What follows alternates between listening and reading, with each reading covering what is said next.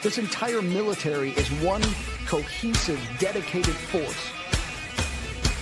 And the threats to our nations, they don't sleep. They're watching our every move. Iran, Russia, China, North Korea, ISIS, Al-Qaeda. They may be watching this right now. Our military should not be mistaken for a cable news gabfest show. We don't care what you look like. We don't care who you voted for, who you worship, what you worship, who you love. It doesn't matter if your dad left you millions when he died or if you knew who your father was. We have been honed into a machine of lethal moving parts that you would be wise to avoid if you know what's good for you. We will not be intimidated. We will not back down. We don't want war. But if you want war with the United States of America, there's one thing I can promise you, so help me God. Someone else will raise your sons and daughters.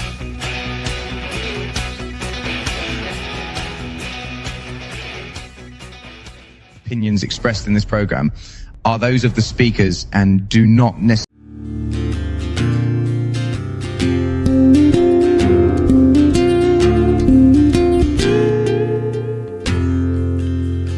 Window daydream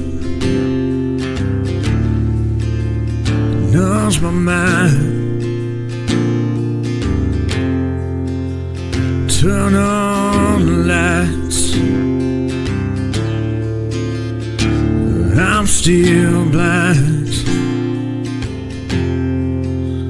Speed up, slow down. Wheels keep on spinning. I play the game. I'm not winning. I've been east, I've been west, I've been put to the test. I've been high, I've been low, I don't know where to go.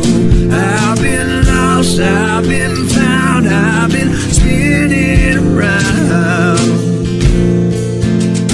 Here's what's left of me now.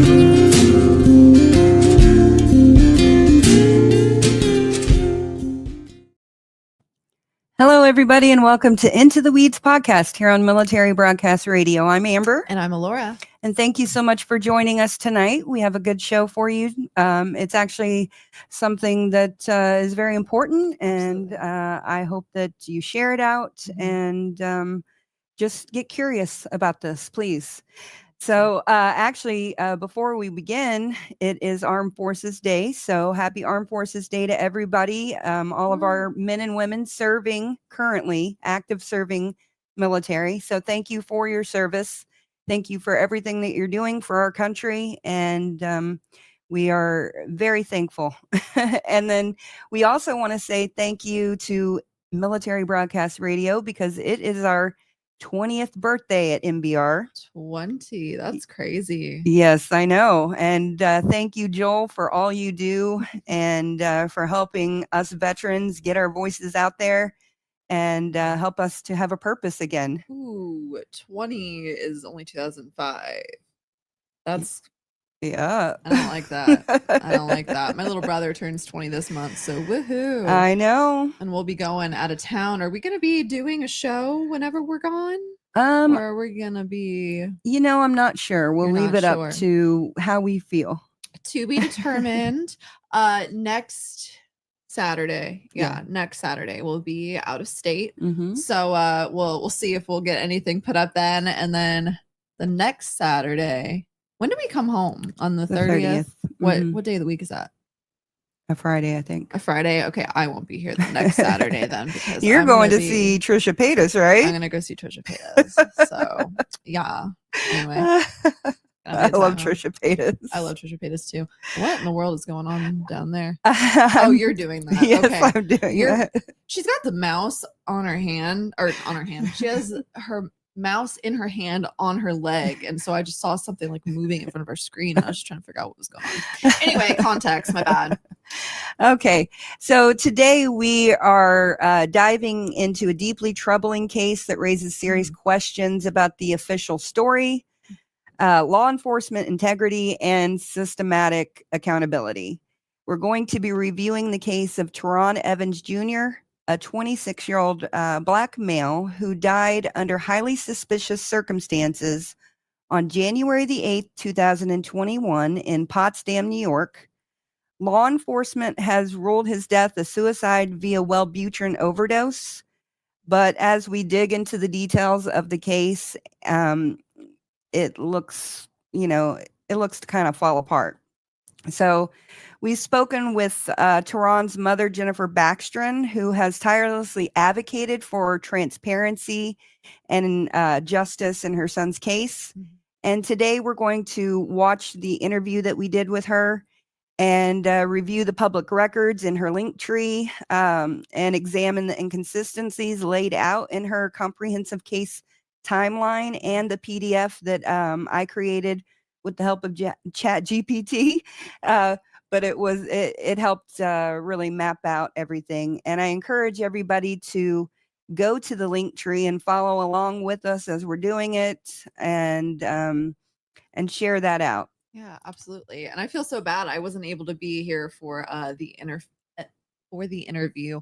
But I'm really excited to be talking about it now. So all of the love to her, to Jennifer. We just follow each other on TikTok today, I think. So okay. But Awesome. yeah, but let's get into it. Yeah, so Terron was reportedly last seen around 10:30 p.m. on January the 7th, 2021. And according to witness statements from the home of his girlfriend, Crystal Hamilton, and her son, Brian Gates, the following morning, Crystal called 911 around 6:30 a.m. saying she found Terron unresponsive. It's important to note that Crystal was also significantly older than Terron. She was in her 40s. I believe her son was like around 22 years old. Wow. Okay. Yeah. So it also adds a layer of dynamics because when you hear Crystal talking, it almost sounds like she was his caregiver. Really? Yeah, as well as in a relationship with him. I'm interested to see how that goes. But yeah. So Terron, let's see. Terron was let's see. Okay, the question is, was Terron still alive when emergency personnel arrived? His temperature was recorded at 97.7 degrees Fahrenheit at the hospital, a normal temperature. He also had a stable blood pressure and an O2 saturation during the early minutes of his hospital care for someone who allegedly ingested over 60 Wellbutrin pills hours earlier. It doesn't really add up. We're also going to talk about how Jennifer was denied critical FOIL requests, not FOIA, but FOIL, which is Freedom of Information Law, and that's in New York. Gotcha. Okay. Yeah. So even after she was named executor of Terron's estate, and Jennifer did receive a toxicology report with quantitative values like levels of bupropion, gabapentin, and THC. And she's also had access to some autopsy photos. However, she was denied the complete supporting documents, including chain of custody or lab metadata for the toxicology testing, unredacted autopsy documentation. Now, if I'm wrong, she can. Well, I'm letting you finish correct your me. sentence Okay, before, sorry. before I try to interrupt you. I was just looking at you. I was just gonna say it didn't. This is probably a dumb question, but is Wellbutrin in his system on the toxicology report because it wasn't listed right there? Yeah. So okay. So it was in his system, but it said potentially fatal. But if you look at all of the Wellbutrin overdoses, I think only one person has actually died from it. And that person lived for 4 days before they actually succumbed to their injuries. I can only imagine. I mean, Wellbutrin just seems like an odd way to go. Yeah, It seems like an odd yeah, we'll talk choice. about that. And welcome, Forest Friend. It's very good to see you, Tammy Crimes. And I know Jennifer was in the comments earlier. So if you're watching, welcome, Jennifer. Hello, everyone. Also, Forest Friend, I'm sorry that our Nightbot keeps like telling you to shut up. Basically, we don't know why. We might have to look into that. Yeah, I'll look into that. Sorry. Oopsie. Okay, so let's see. Statements from all 5 responding officers. Only one was released. A full unedited body cam footage. She was only given 2 minutes and 36 seconds. The alleged suicide note, which law enforcement claimed had been posted on Facebook. And good to see you, Jennifer. Hi, Jennifer. Sorry I missed you last time. I was working. Yes. So this lack of transparency has forced her to pursue a second autopsy, which may confirm whether Terron died by an overdose or some other means. And so we just want to play Jennifer's interview, and then we will get into everything else. And it looks like she's saying that she's still being denied the initial 911 call. Which I Okay. can't even imagine why. Yeah. Maybe we can help you with that. I've been doing FOIA requests, and maybe So I can help. Is there FOIA? There's a FOIA and a FOIL in New York, or does the FOIL take over the FOIA? I think the FOIL takes over the FOIA. So you've been doing FOIL requests? No, I've been doing FOIA requests, but I have not done anything on Terron's case Oh, yet. my bad. I'm sorry. I thought you were doing that. Yeah. Gotcha. Okay. Yeah.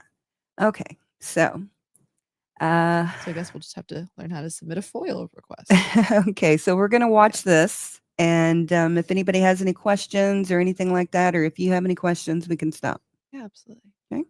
We're going to go through the timeline of events that I came up with through ChatGPT.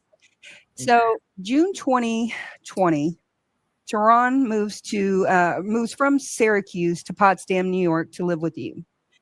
Around this time, you begin organizing Black Lives Matter protests in Potsdam and speaking out against local police misconduct. And then Terron joined you in your protests, including calls for justice for the Garrett Phillips case. Right. I actually had started Black Lives Matter Potsdam, New York, June 1st, 2020. That's Okay. awesome, by the way. Terron arrived in Potsdam around June 18th, Okay. 2020. Okay. And what was the atmosphere like there when he came? Was it contentious, or was it just kind of all starting to get contentious? It was starting. Okay. I mean, there had been a cross burning in Lisbon, New York, graffiti, racist graffiti written in different places throughout the North Country. And yeah, so it was heating up. Okay. And what compelled you to actually be an activist to do this? Well, activism I've been doing for a long time. Okay. I started here in Syracuse, New York, against gun violence. And actually, one of my last protests here before I moved to Potsdam was, for those who have been killed by gun violence. Okay. And we actually were shot at twice that day. Oh, wow. Yeah. So, yeah, I moved up to Potsdam after that. And many people ask, why did I move to Potsdam? My foster mother, who raised me for 16 years, is from there. Okay. And so that's why I moved to Potsdam. Okay. And what is the racial makeup? Is it was it like 2% Black? Yeah, it's about that. Okay. The only thing that brings diversity to the North Country period are the colleges. Okay. Yeah. Yeah, we experienced that here in Missouri as well. There's a lot of colleges, and you'd be surprised at some of the small towns that have, a lot of diversity, which you wouldn't expect. Right. But at the same time, dealing with racism and stuff like that. Even I actually questioned why I moved to Missouri, because my husband had issues. He had grown up in Detroit and moved to a small town in Missouri. And because he was new, they blamed everything on him. Right. And to the point where it was actually very, very terrible stuff that they tried to blame him for. And thankfully, you know, with DNA and everything, you know, it was okay. But I've always wondered, you know, why we moved back back here because of all of the struggles that Right. he dealt with. Just living in a small town atmosphere, that alone is hard. It is. It really is. We went through a lot, you know, because it was myself, my youngest son, and 3 of my grandkids. Mm-hmm. You know, and every single one of us, every single day that we went out our home, experienced some type of racism. Oh, I'm sorry to hear that. You know, and it, like, as far as the, because I get the comments from a lot of people on social media and messages and this and that, and oh, you know, there's a lot of diversity in Potsdam and, you know, in St. Lawrence County and this and that. And like I said, it's just the colleges. And even when the students live in town in the college houses, they don't interact with the folks like us. Yeah. You know what I mean? Mm-hmm. The community members. And so I would say there is probably less than 50 Black families in St. Lawrence County. Oh, wow. Okay. And St. Lawrence County is the largest county in New York State. Oh, really? Yeah, by area. Okay. Okay. Wow, that's interesting. Okay. So, summer, fall of 2022, you become an outspoken critic of the local law enforcement. Yeah, Because of what? 2021. Oh, why did it 2020. just- 2021. Sorry. That's My okay, timeline's off. That's Okay. okay. So let's see. And it was because of the Garrett Phillips murder. A 12-year-old boy had been murdered, and Nick Hillary, a Black man from Jamaica, was charged with his murder, correct?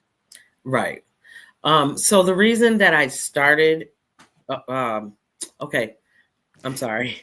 No, you're good. So I rewound a little bit to when I really started being an activist. Okay. And then I moved to Potsdam. Mhm. And when I moved to Potsdam around 2012, I saw Justice for Garrett Phillips signs all over the place. Mhm. And so I started talking to community members, asking them what happened to Garrett. And most of the people were too afraid to even talk about Garrett's case. Okay.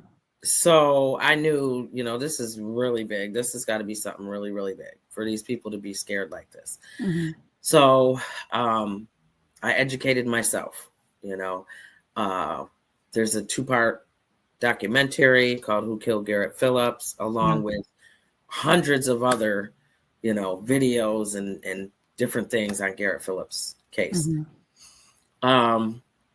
So in 2019, I believe it was October 2019, I decided I was going to organize a protest and a march for Garrett Phillips and for another child who was killed in the area, not by like another person intentionally killing them, but because she was killed in a car accident.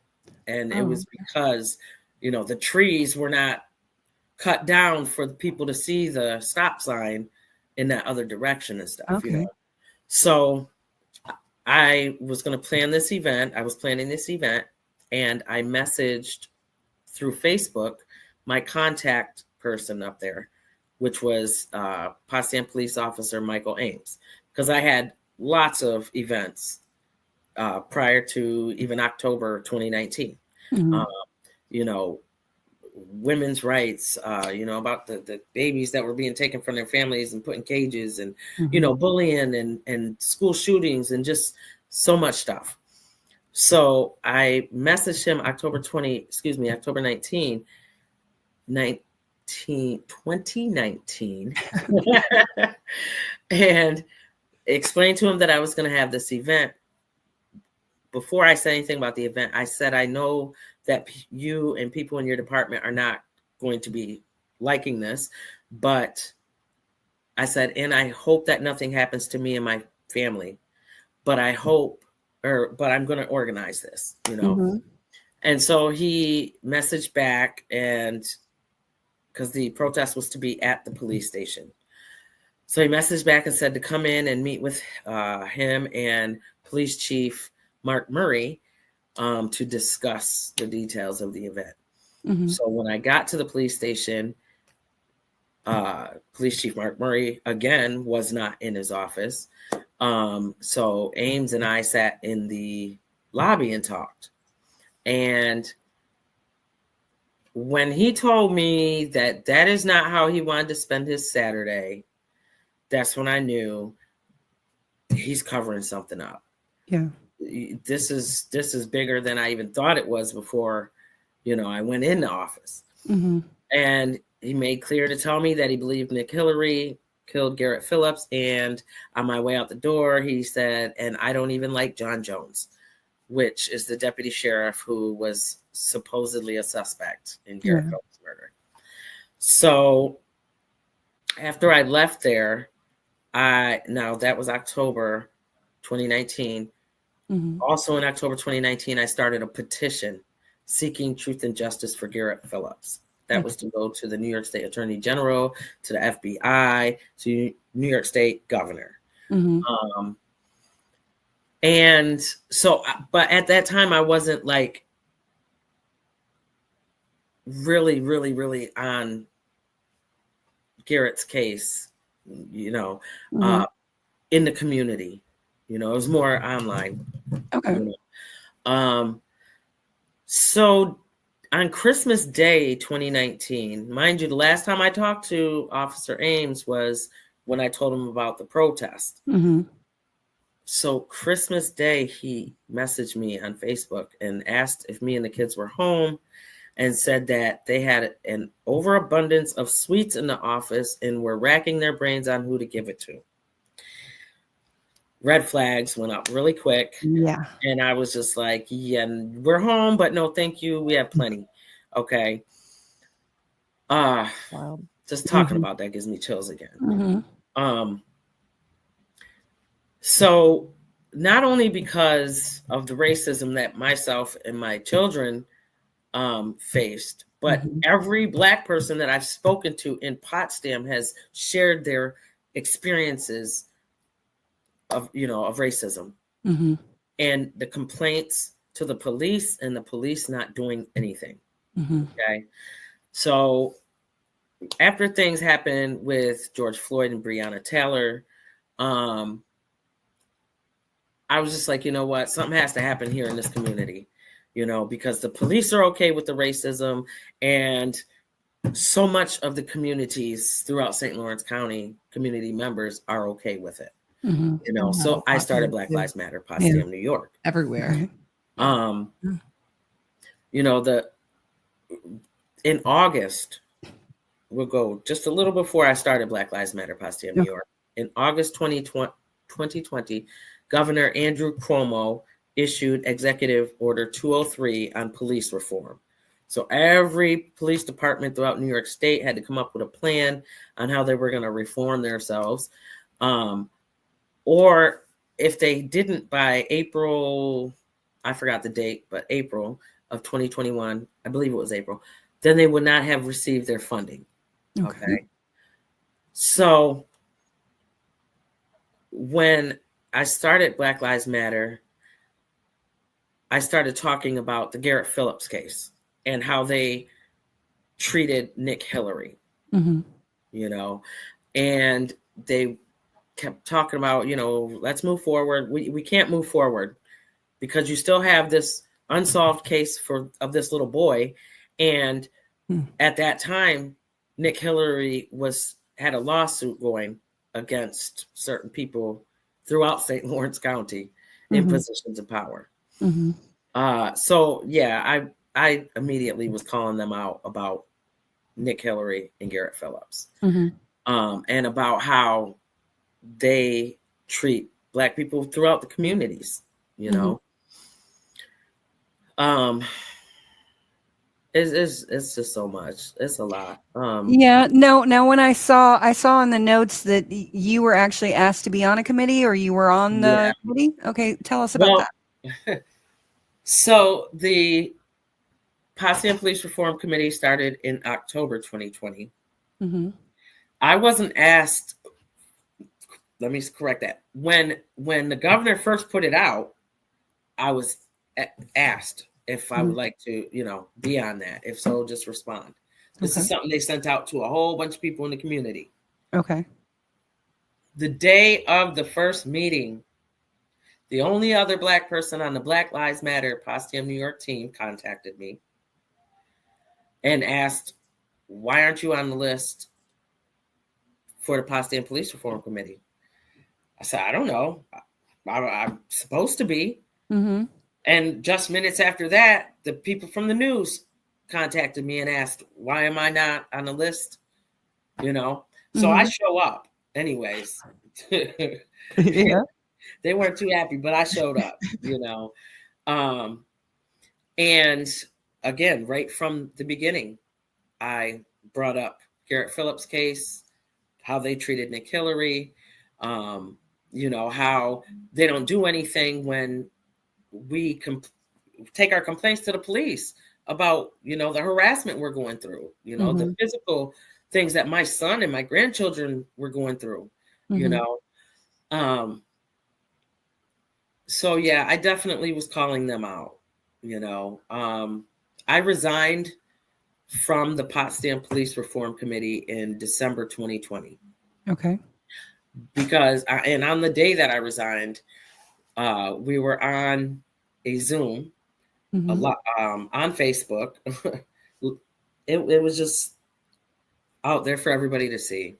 And one of the committee members, she said, well, we have Black Lives Matter in this bubble and the police in this bubble, and the police, their lives are being threatened and da da da da. And I'm just like, hold on, first of all, Black Lives Matter, Potsdam, New York has absolutely nothing to do with threatening anybody, let alone police, and, Mr.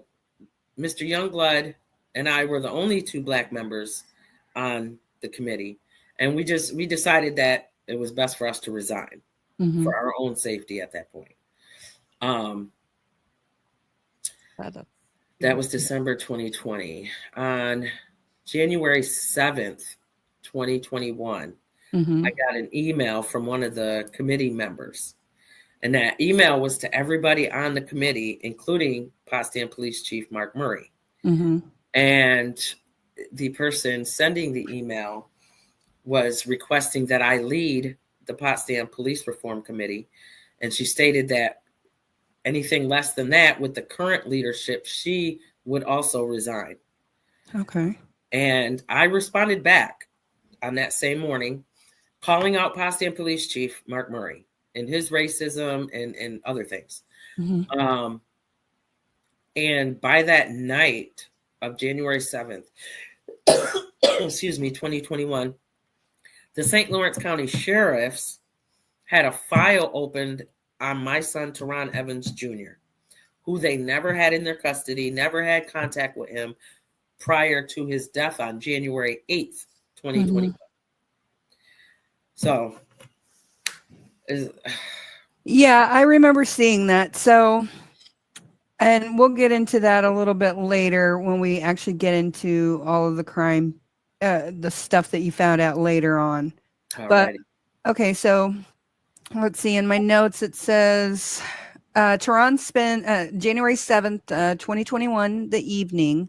Terron spends the night at Crystal's home in Potsdam, which she shares with her adult son, Brian Gates. Now, how old is Brian? So I believe Brian was about 22, maybe, at the time. Okay. Yeah, okay. 22, 23. He's younger than Terron, for sure. So Crystal would have been in her 40s. Yes. Okay. Yeah. So there was a big age discrepancy. Yeah, definitely. Definitely. Okay. Now, yes, it is said, Crystal says that Terron stayed the night at her house. I've been told by community members that there was a house full of people on the night of January 7th. Okay. You know, my question is, if they were not on and off dating, how did he end up back there? Mm-hmm. You know? Okay, so let's get into that. Let's just get into their relationship, because I remember seeing up here on the, I believe it was the video that you have on your link tree where she's being interviewed. Actually, it's not a video, it's audio, I believe, where she's being interviewed, and she says some really weird things. So let's see. So let's get into how they got together first. What was their relationship like? I want to know that so we can kind of build on that. Okay. So I know that they met in September 2020. Terron and I had a lunch date one day, and he told me, I met this woman. Her name is Crystal. She's just different though, because she's giving me all these keys. You drive this car, this car, this car. She's buying me all this stuff, giving me all this money. He said, that's not what I want. I just want a good woman. Mm-hmm. So he said, but the weird thing is she's got police that come to her house, you know, and a judge. And that threw something up for me. Oh, yeah. I mean, I wasn't thinking police informant, you know, and apparently he wasn't. But I was just like, listen, just be careful, man. These people know what I do. They don't like us here, you know. Just be careful, you know. And next thing I hear about him and Crystal is they broke up. And in his words was that B is crazy and said she was going to kill me. Okay. Wow. You know. So where was Terron living at that time? So Terron was between my house and other friends, females, that he was dealing with. Okay. Okay. I just wanted to make sure. Yeah, because I had people that contacted me who read posts that Crystal had made, like this long eulogy, and talking about from the moment they met until the time he died, they were together and this and that. And people were contacting me like, no, him and I were, you know, we're together in October. And, you know, just went on. I'm like, okay, well, I mean, I'm not happy to hear all that, but I'm happy to hear that. You know what I mean? Yeah, right. Yeah. So, you know, okay. It was not good. It definitely wasn't good, you know. Even in the statement that her son Brian Gates gave to the same cop that I was calling out before Terron's death, Deputy Sheriff John Jones, he said that his mother and Terron were up. He heard Terron and his mother up arguing around 12 a.m. You know, so that tells me, you know, again, it wasn't healthy. Okay, so yeah, and she is, I have looked at your link tree and some of the messages and about the trap house and how it's cute and funny and all of that. She definitely was living a lifestyle that was not conducive to a healthy living situation at best. Right. So I did hear you say that Terron was actually Muslim or trying to convert to. Yeah, he was studying it. Okay, so so did he ever encounter any issues with that in the community? Oh, not that I know of. No. Okay. No. Okay, I was just curious because Terron wasn't like he'd come out in the community to protest. He didn't go out in the community to hang out and be out on the streets. You know what I mean? On his own, wasn't Terron. Okay, I just didn't know if, you know, people are weird. Right. Yeah. Okay, let's see. So we're just going to, she was saying some weird things about you in specifically, if I can find where I see it. She was talking about how And she actually even said something to the effect that Terron had been in a mental health place or something like that. Yes. So apparently when they first met, she says that he went to the doctor for mental health issues, a mental health crisis. Okay. Mm-hmm. And I believe it is in there for September. But then I find out that she pretty much meets him in a whole different county, like hours away. And it's supposed to be for mental health issues. And then once he's discharged, which is the same day, because they didn't keep him or anything. Mm-hmm. Then he supposedly goes back to her house. So it just sounds really. So they met at a. No. Shortly after they met is when supposedly then all of a sudden he had to go for a mental health crisis. Oh, okay. Because the way I read it and the way I took it is that she had said that before they had even met, he had already been in a mental health crisis. Oh, right. And okay, so. No. And she also said something to the effect that you and Terron were having a lot of issues and that you had left Terron to be with your husband and that your husband had stabbed him or something like that. No. What is that about? So what that is about is, first of all, I'm not married. Okay. Uh-huh. I was seeing somebody at the time. Mm-hmm. And when Terron came to home, Potsdam, Mm-hmm. him and my boyfriend had an issue. And at that time, I told Terron, you need to leave. Okay. Mm-hmm. He came back with my daughter, which she wasn't supposed to be there either. The rule was, if I'm not here, then you can't come here. When I'm here, you can come here. Okay. Because I didn't want any problems, So when I'm out at Trayana Somerville's memorial, who was a Black woman that was killed in Gouverneur, New York, my daughter and my son show up at my house. My boyfriend at the time was watching my son, my youngest son, and my grandchildren. So Terron, they had a plan. My daughter and my son had a plan, and my daughter's plan was to get her kids. Okay. So Terron distracts my boyfriend while my daughter's trying to get the kids. Now both Terron ended up getting stabbed. Okay. I kicked my boyfriend out. Oh, wow. Terron says he didn't mean to stab me, Mom. He didn't go like this and try to stab me. I jumped at him and he went like this. And that's how he cut me. Okay. So, and he was upset with me because I kicked him to the curb. Like, I don't care. My opinion, you shouldn't have had a freaking knife. Be a man and fight it out. Yeah. And so that was the end of that, but that's what happened there. Okay. Okay. So that makes more sense because I was just like, that's just like out of left field. Right. And then her son on his statement said Terron stabbed himself. On his statement that he gave to John Jones. Okay. I must have missed that one. So and then there was a post that Terron had made. Somebody forwarded it to me where right after the situation, it couldn't have been long. It was kind of healed up.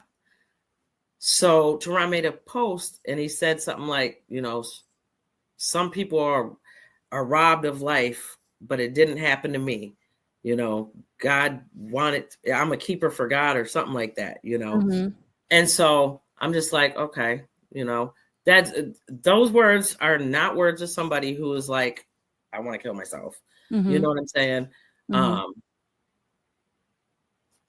So yeah, that whole thing, they twisted the way it happened, and stuff like that. Okay, so she also talked about how he was isolated, and that it was basically like she was administering his medicine or something like that. It almost feels like that. You know, I met someone at the very first protest after Terron's death. Mhm. And this young lady, she literally was in the back of the crowd. She came up to the front crying, saying, I'm so, I'm sorry what happened to your son. My father almost didn't make it out. Pretty much that Crystal brainwashed him, filled him with drugs, all kinds of different drugs, and almost killed him. Okay.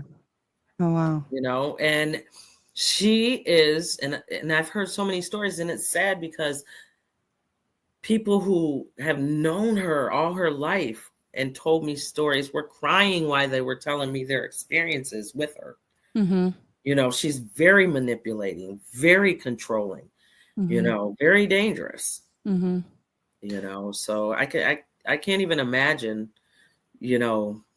what was said, or I just can't even imagine. Mm-hmm. No, yeah. I mean, it just seems like so when I was talking about, it seemed like she was administering his medicine. It's almost like,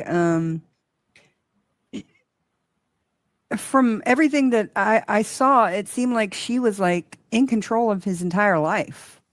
That's what it seems like. And did she own his phone as well? She claimed she bought it for him. She claimed that everything he owned that he had, she bought for him. Okay. Which is not true, because I went shopping with Terron. Mm-hmm.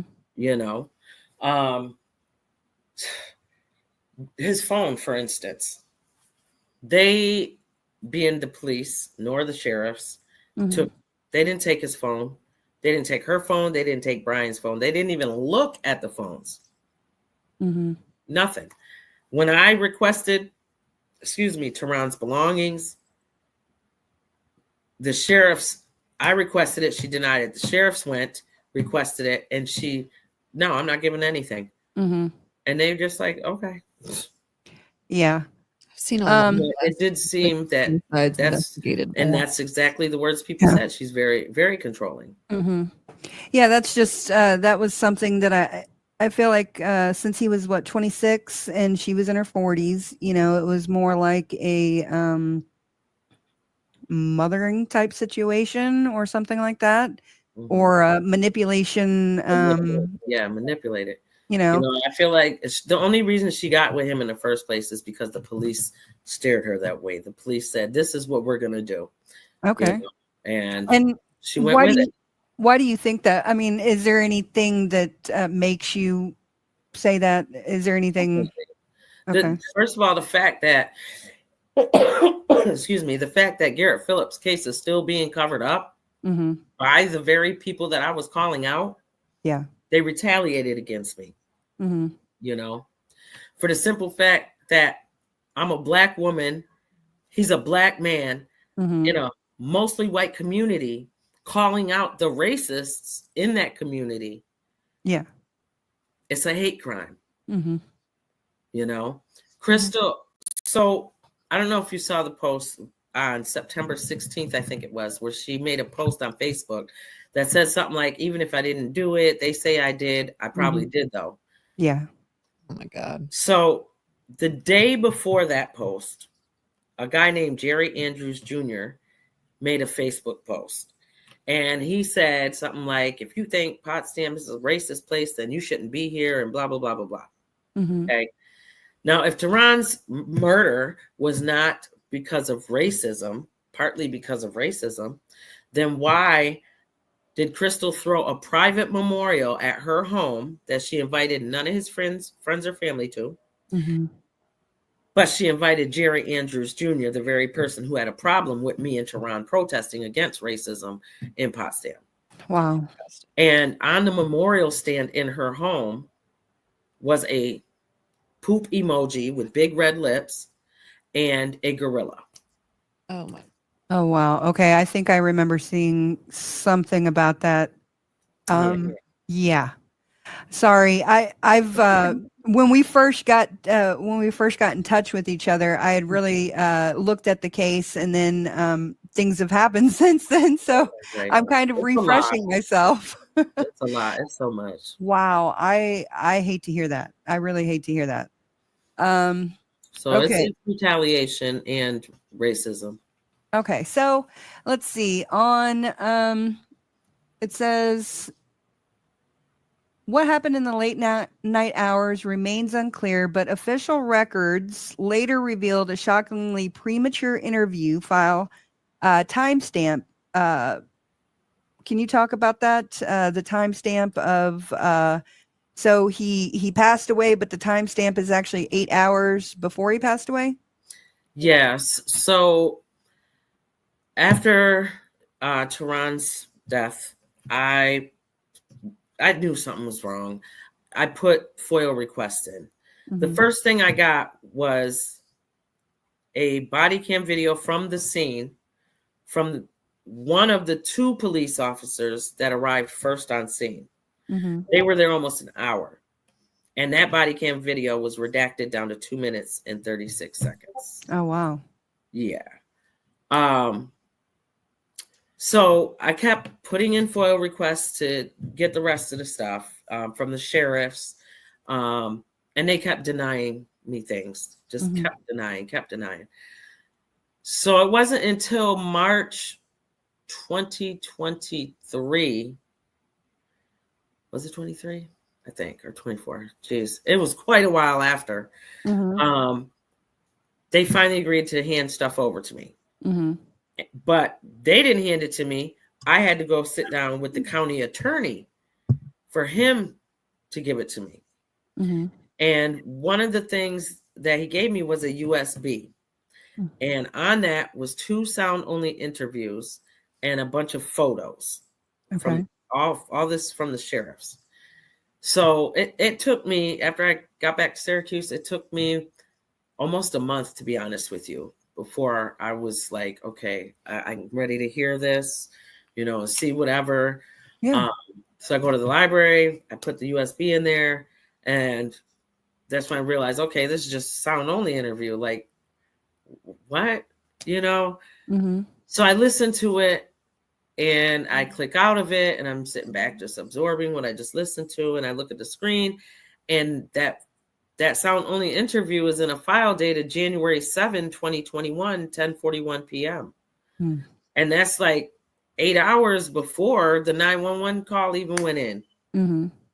So there's no reason for the St. Lawrence County Sheriffs to have a file opened on a person that they never had contact with in their life, in that person's life.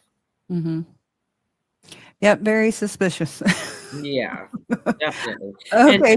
And I could see I still couldn't see it, but I should have received something in that file dated January 7, 2021.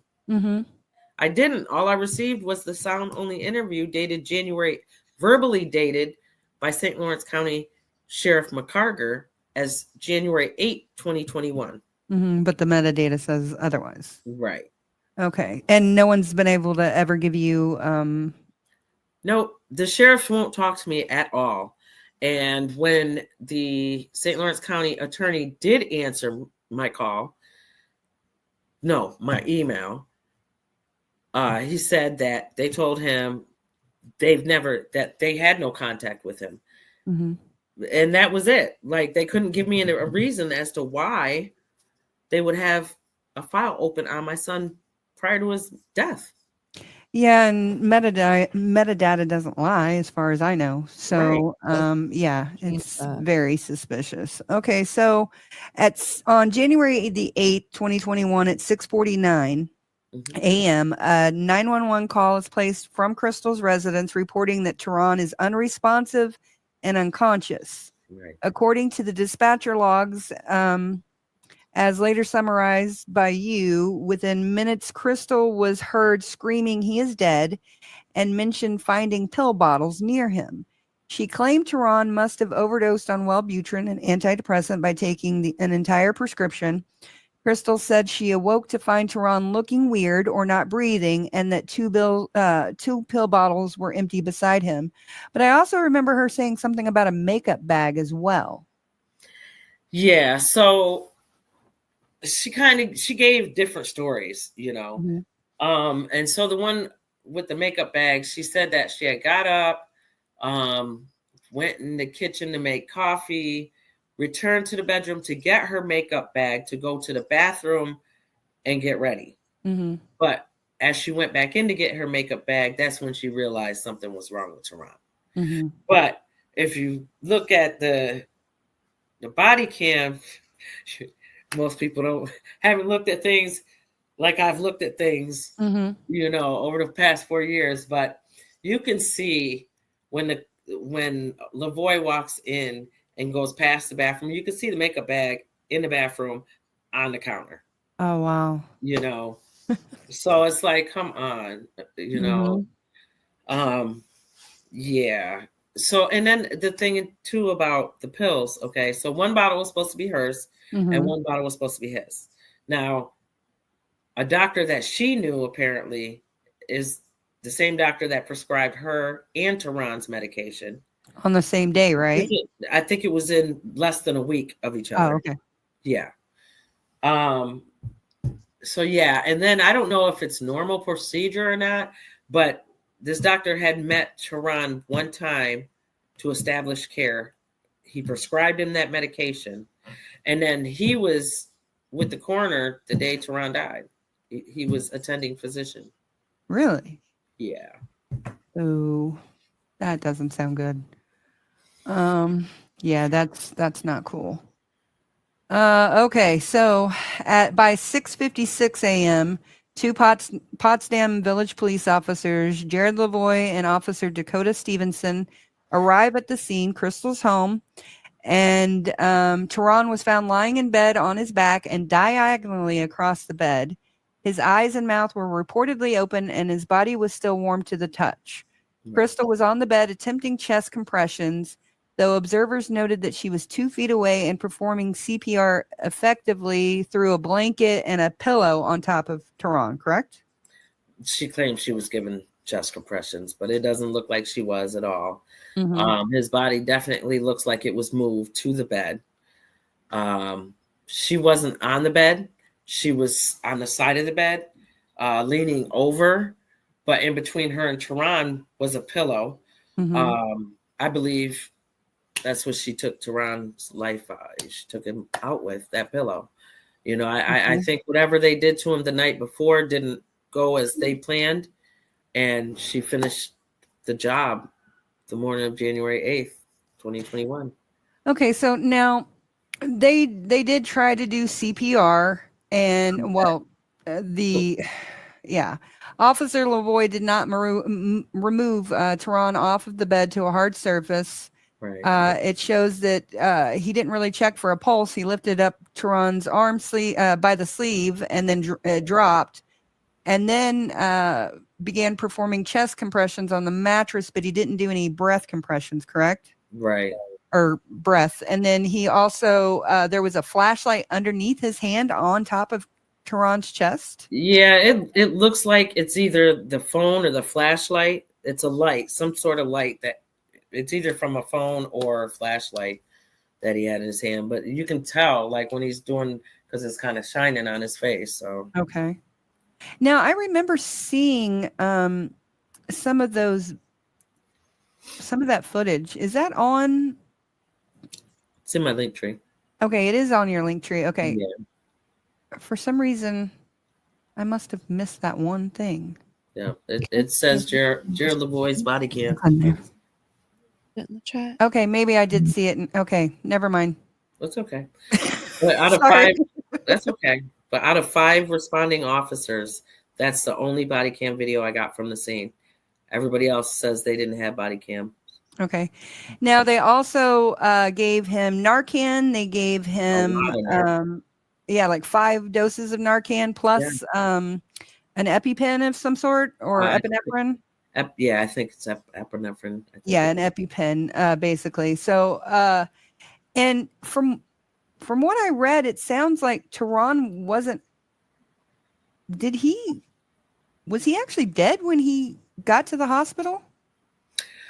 So when I finally got a response from the doctors, the team, the people that were in there, they said, yes, he was dead when he got there.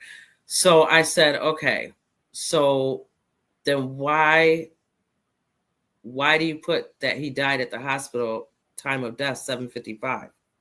And Well, there's also they said, well, because he was so young, we do everything we can. Even though we know he was pretty much gone there, Mhm. we have to do whatever we can do to save his, try to bring him back, this and that. So I'm like, all right, Mhm. thanks for trying, but I don't believe that they really, really, really tried, and then it's like Crystal was there, but there was really no, Crystal claims there was no conversation, and on the nurse's note, it says that, I don't know, that was in there. That's in the link tree too. But there's one paper that has just stuff written on it. You can tell it's the nurse or somebody just Mhm. writing things down. And I can't remember the name of it at this moment, but there was a pill that was found there. There was. Yeah. It doesn't say where, if it was found on Terron, it was found on the floor, if it was found on the bed. It was a pill, and it wasn't no Wellbutrin, Mhm. And it was never identified? it's on that paper. I can't Oh, think okay. of what it's called, but it's on there. I'll look in. And, yeah, and that's in there too. Okay. But I was concerned, or I was confused, I guess, because it says that he arrived at Canton Potsdam Hospital at 7:37 a.m. with a faint pulse, restored oxygen saturation in the low 90s. See, exactly. It like I said, when I talked to that team, the people who actually were caring for him, he was gone, and they let me know he was gone. So I don't get where they get all that. And even with the EMTs, it's at one point says that, oh my gosh, see, I should have the paperwork in front of me, but it says that pretty much he was unconscious, he was not alert, he was this and that, and then it says he was alert. Yeah. And there was no point from the time that the police got there to the time that he got to the hospital and they called his TOD. There was not a point at all that he was alert or conscious. Mm-hmm. Yeah, the whole reporting of it is just so muddled and confusing, and obviously for reasons, I'm sure. So let's see. So instead of treating Crystal's home as a potential crime scene, officers seem to accept the overdose narrative. One of the two pill bottles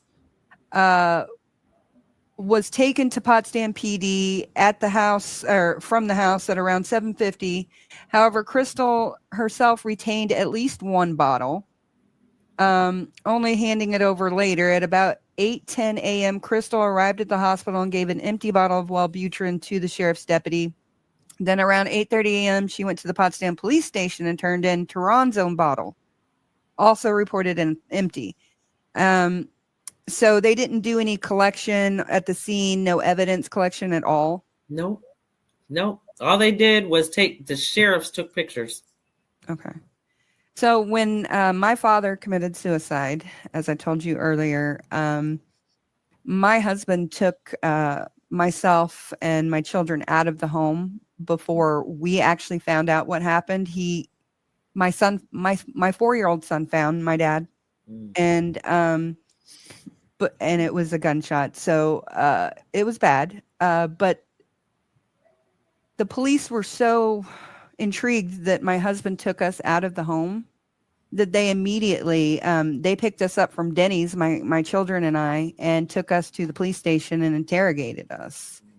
And and they actually made my husband stay in the county for until later on that night, when we had already left, because they wanted to shore up that he didn't do anything to my dad.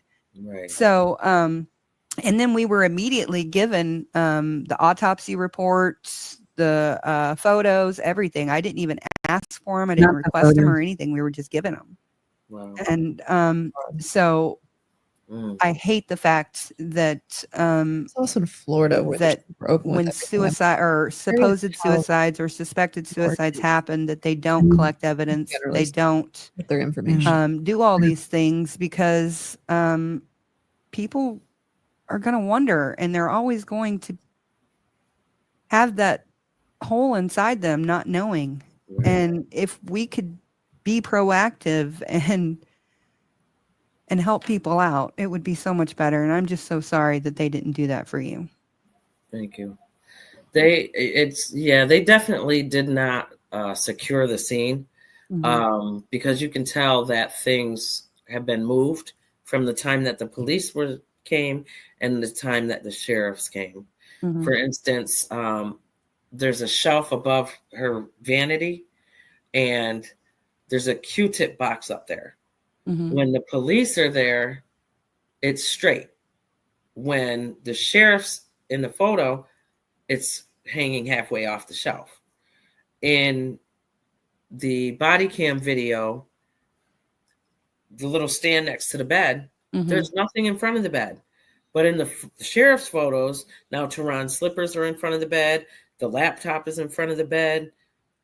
So yeah, they didn't, in fact, like I said, they planned it. Yeah. And they killed my son and are doing everything they have to do to keep it covered up. Yeah, and I'm not even sure. I mean, we could go through all of these points because I don't want to take you through all of them. But basically, I just, I believe you. I believe that Terron was not suicidal, and I believe that there is a cover-up going on. But I don't know what we can do to help you other than making a lot of noise, and that's what I'm going to try to do. Right. And I have, like I told you in the email, I have a friend who's a coroner here, and I have forwarded everything I have from the link tree. But if you have extra stuff that you want to email me that I can send him, just to look at it and make his own assessment, I can't promise anything. Right. But he has said that he would be willing to look at cases that I am curious about, and that he will give his honest assessment. And he has a medical examiner, or not a medical examiner, but he has a medical doctor that works with him in order to, satisfy all of the requirements and everything. Thank you. So yeah, I want at least somebody to look at it and give another opinion, even if it's the same opinion, just their opinion, honest opinion about the whole situation. Right. Thank you. Yeah.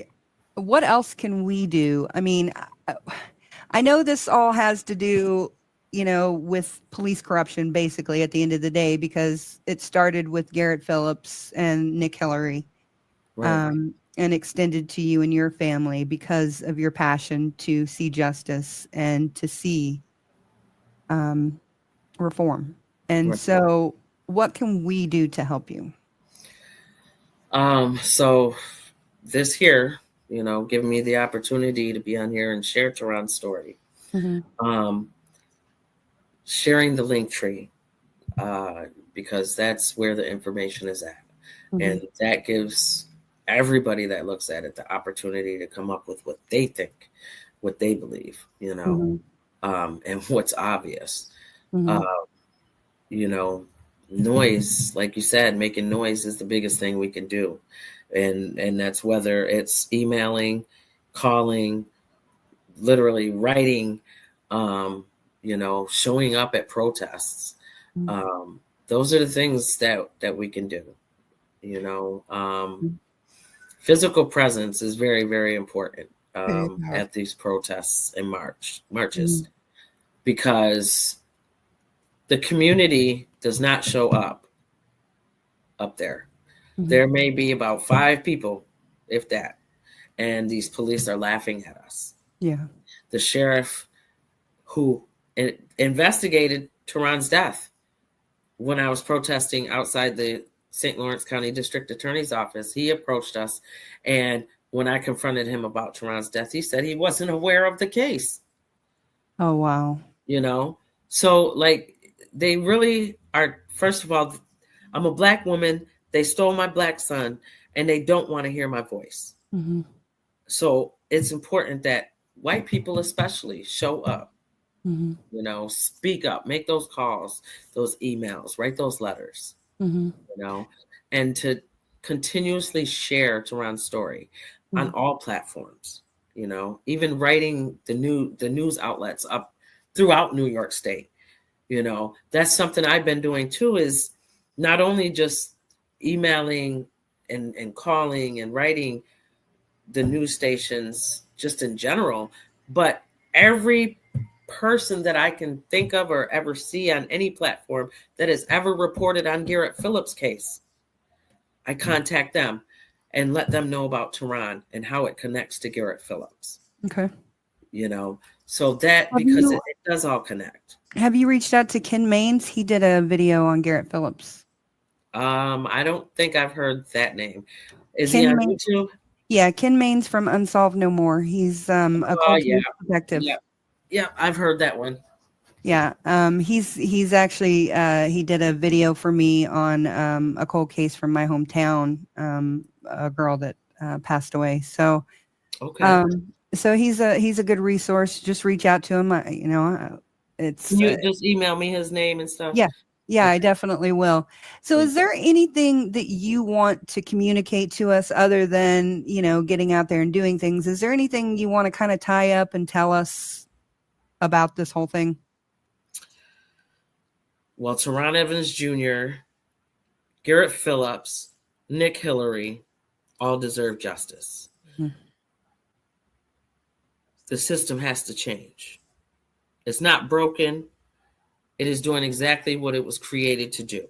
Mm-hmm. Target, murder, incarcerate, brutalize Black and brown people. Mm-hmm. A message to white people: stand up and speak up. Stop letting your coworkers, your family members, you know, your neighbors, etc., continue this behavior, and you stand. I feel like this. I feel like if you stand by and you allow a racist to be a racist, you're just as bad as a cop that's killing people, and you're just a bystander. The other cops are just bystanders. It's all just as bad. Mm-hmm. So to speak up against the wrong is necessary. Mm-hmm. And I understand people's fear, but fear is what these type of people feed on. It's how they keep silent. And it's allowing them to do more and more and more and more. Every day it's getting worse, you know, and we cannot sit back and just allow it to happen, family members or not, you know. So I guess the most important thing is speak up against it. Don't say I'm not a racist, I hate racism, but you don't say anything to stop it from those who you're around, you know, on a daily basis. So speaking up is very, very, very important. You know, speaking up is very, very important, and protecting Black lives. You know, that was another thing, you know. There was just so many people that was like, we'll do anything to help you, anything to protect Black lives. But then when my son was murdered, everybody was gone. I'm like, y'all out here protesting for people who were murdered that don't even live in this state. But when people right here in this community are murdered, they're silent because they're afraid. On the popular And, you know, that fear is what's allowing them to continue their racist behaviors and misconduct and corruption. Yeah, I totally agree. It's a sad situation. And like I told you before, growing up in a military town, I didn't experience all of that. And so only now as an adult have I ever even really seen racism, because I know I'm white, and I'm not saying racism towards me or anything like that. I'm just in general racism at all. You know, it wasn't around me. So as an adult now seeing it, it flabbergasts me, and it just confuses the heck out of me. And I'm sorry that that your son was the victim of that. So and there's so many more. You know, there's so many more. It's got to stop. You know, I don't want this to. I really don't want this to turn ugly for everybody, Mm-hmm. you know, like, because that's what it's leading to.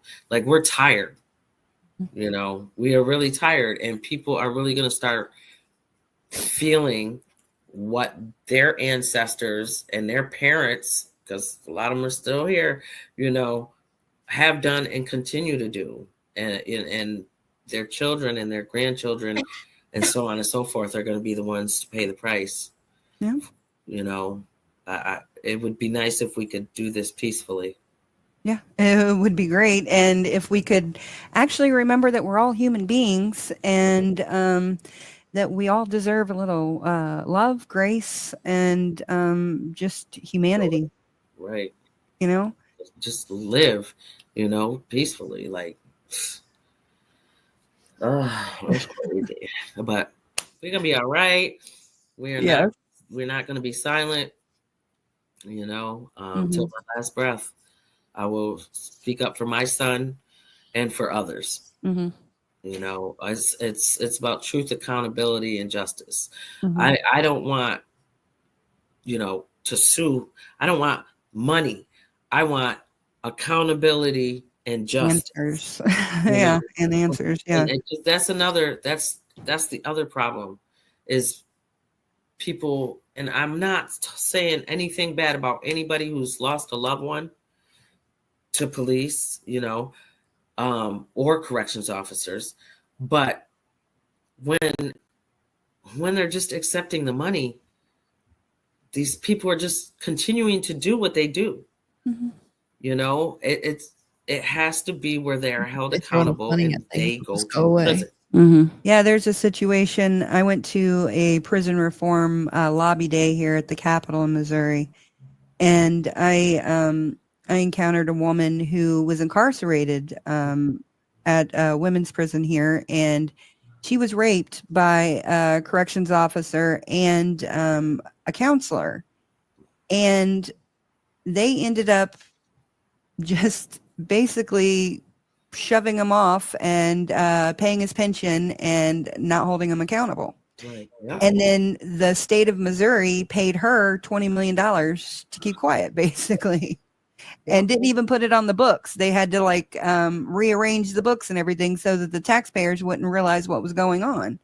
Right. So, yeah, I mean, it happens in all corners, and it's just terrible that the people who are supposed to be here to protect and to serve and to keep order and justice are some of the people who are creating a terrible world. And every one of them was truth, justice, order, and what was the other one you said? Order, truth, justice, order, and control. I don't remember. Protect and serve truth and justice. That's all for them. That was never meant for any of us. Mhm. That's all meant for those who said those words. Yeah. You know. No, I agree. My cousin is incarcerated for 25 years in Chillicothe for 5 ounces of methamphetamine. And she's got the highest drug sentence for a woman because she's Hispanic, and they decided to say she was part of the cartel, and yeah, it's pretty bad. So she's serving 25 years. Well, So. hopefully, you know, somebody can look into that. You know, there's a lot of people that know way more than me as far as when it comes to jail reform and things like that, you know. Mm-hmm. But there are really people who really can help. Mm-hmm. You know. Yeah, and I just keep plodding on and telling her story, and Right. just like you know, telling Terron's story, and eventually somebody's going to hear it, and eventually somebody's going to care. Right. And I know there have been some people who have cared, you know, about Terron and his story, but we need some bigger voices out here, and so hopefully you can get something resolved. I wanted to say too that, you know, it was pretty messed up how the sheriffs didn't have body cam video from the scene, but they had body cam video from when they came to give me the death notice and talk to me about what they called an interview. if it was an interview, they would have had my real name, Mm-hmm. not my Facebook name. Mm-hmm. Oh my God. And they would have spoke to me. They would ask me questions about my son, not only inquired about where was I going to do the autopsy. Mm-hmm.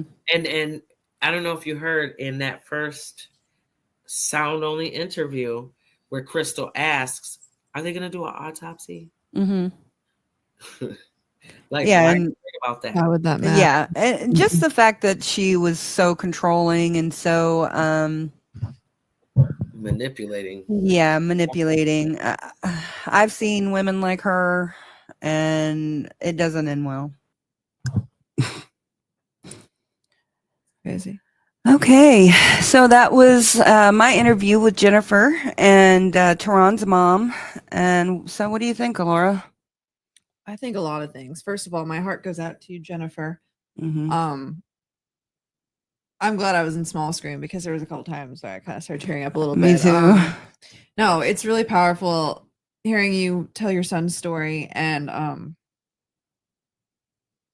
God, sorry, I just I'm only just hearing about all this stuff. I've looked into it a little bit, but just hearing it coming from your mouth, your own words, Mm-hmm. it's just very powerful. Sorry, my puppy is moving all around right now. But we need to seek justice. We need to, if anybody's watching this, please, if you don't want to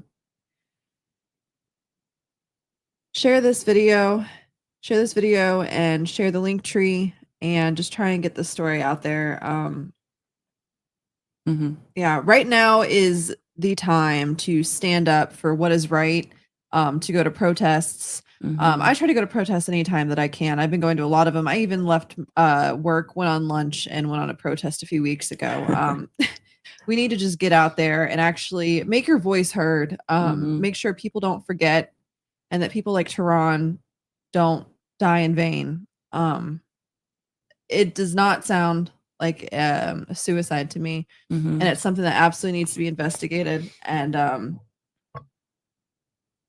we're in a time right now when racism is running so prevalent, and it absolutely breaks my heart. And she's absolutely correct. Jennifer's absolutely correct. You can't just stay silent and watch it go by. You have to say something. If you see something, you always have to say something. So sorry, I'm kind of collecting my thoughts. That's a bunch of jumbled up mess, but I did have an idea, sort of.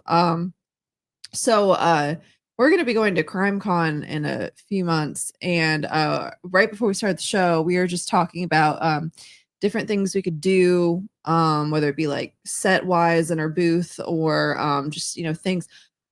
What if we were to make, I don't know if it'd be better if it were flyers or business cards or something.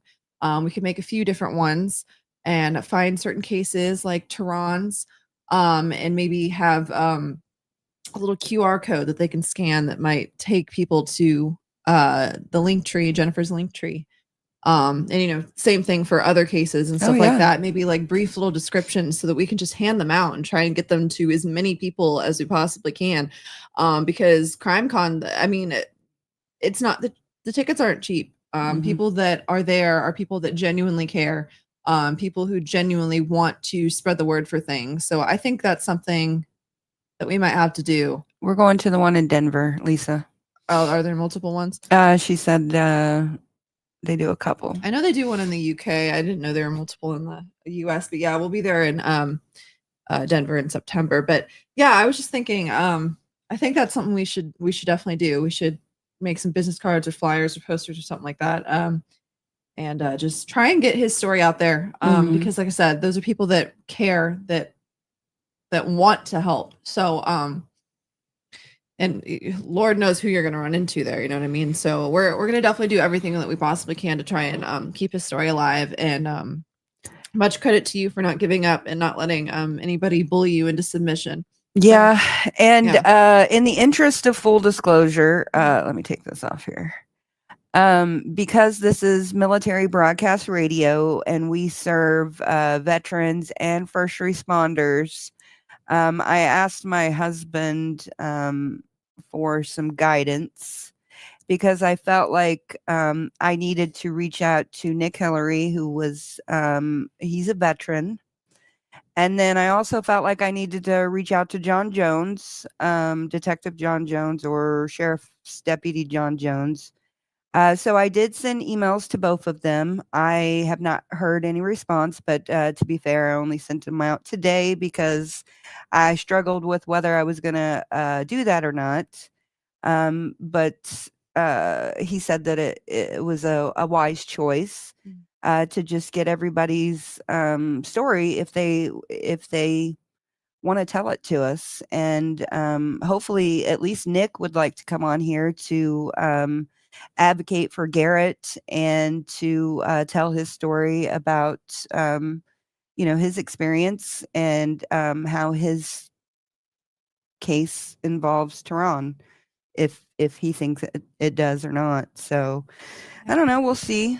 Also, I don't know if you put it on or not.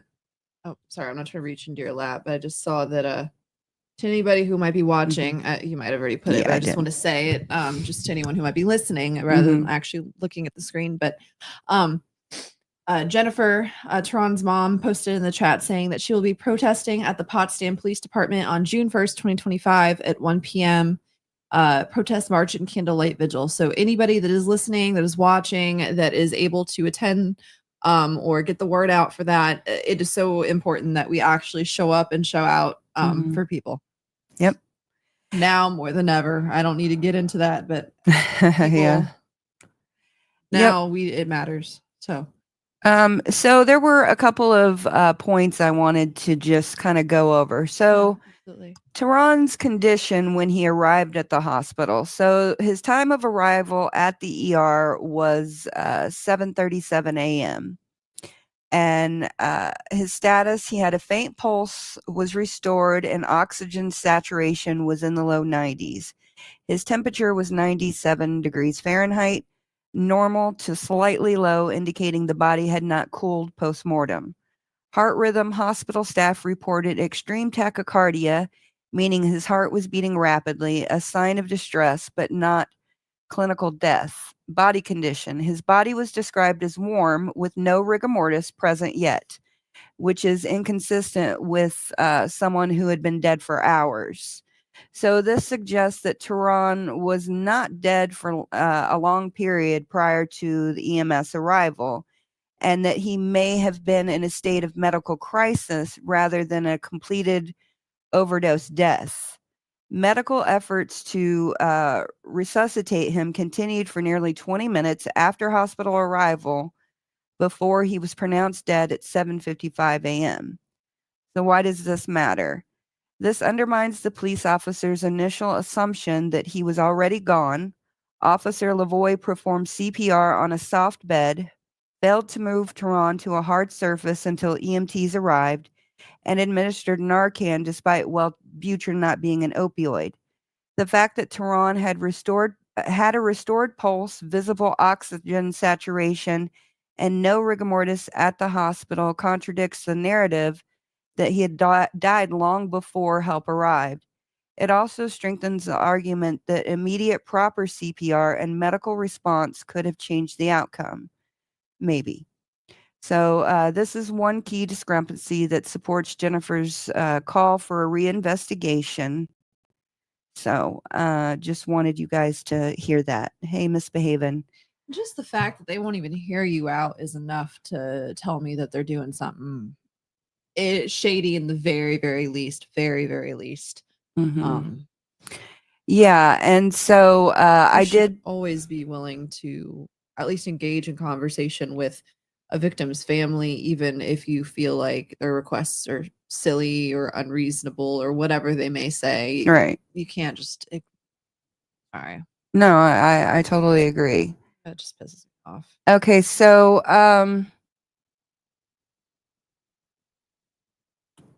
from January 4th through the 7th of 2021, he had a new medication for the prescription of Wellbutrin. He was last seen by others. He was being quiet, not showing suicidal signs. Multiple friends state that he never used drugs. And here's something we need to reiterate. In the autopsy and everything, there is no vomiting. There's no pill residue. There is no presence of pills in his stomach. And he supposedly swallowed over 60 That would absolutely be. Wellbutrin pills that are very large. Okay. So There's no way. It sounds like, not to be that person, it sounds like the Marilyn Monroe bullshit. How she like didn't have any like pills in her system after she killed herself. yeah, but toxicology says that he had Wellbutrin, THC, and gabapentin. Which, Jennifer, if you're still in here, why was Terron taking gabapentin? If you could please tell us, because that's usually given for either seizures or for pain. And I took it for pain, and it was actually one of the worst drugs on this earth, that and Lyrica. So I'm just curious as to why he was taking gabapentin at 26. You know, the fact that he was taking Wellbutrin probably, you know, lends to the fact of people saying, oh, well, he must have been suicidal. You know, Wellbutrin's, you know, can't remember if that's more of an antidepressant or more of an anti-anxiety, but I think it's more antidepressant, right? Yeah, and they also use it to help you quit smoking. That's actually what my dad was on when he died. Wellbutrin. Didn't he stop taking it for a while or something like that? I can't remember all the details. Dad remembers more than I he do. hadn't been taking his medicine or something, but I don't remember. But yeah, no, I know a lot of people that have had not great experiences, and I've never taken Wellbutrin specifically, but all of the antidepressants, anti-anxiety, SSRIs, anything like that, I've taken. Yeah. Well, gabapentin and Lyrica were definitely the worst that I've ever taken. He was taking Wellbutrin for depression, but what was he taking gabapentin for? Yeah, it can take a long time. And they said that Wellbutrin are brightly colored. And I can't remember if they're pink. I'd Google it, but my phone's upstairs. But yeah, that's... Yeah, I'm just thinking trying to take 60 pills, downing that stuff. Okay, you don't know what the gabapentin was for. Usually it's for pain or seizures. And then she also said for bipolar. So I'm sure it's got multiple uses. So let's see. So those were just a few of the things. Okay, so I'm just going to show you Jennifer's link tree. That'd be great.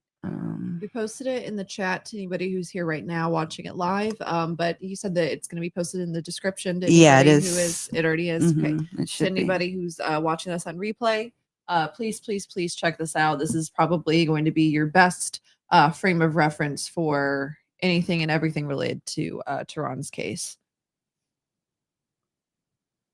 Okay. Blue. Some might be pink. Okay. And I didn't find anything in the medical registers that mentioned gabapentin except the pill bottle.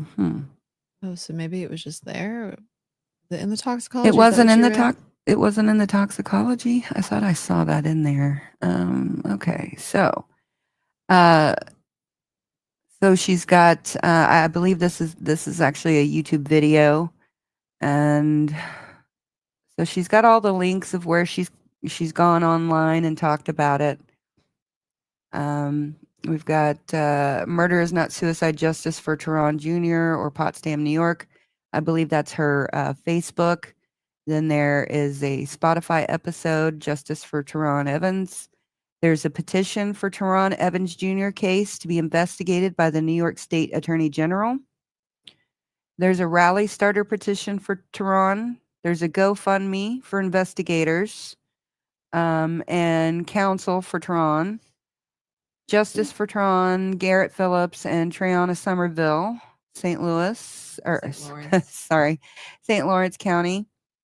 Contact the New York State Attorney General. New York State Attorney General requesting Terron's case to be reopened or reinvestigated.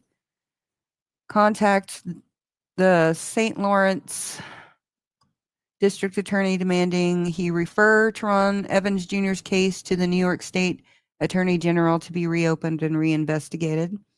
You want to read those while I put these up here? Yeah. Contact Board of Legislators requesting they demand the St. Lawrence County District Attorney to refer Terron Evans Jr.'s case to the New York State Attorney General to be reopened and reinvestigated.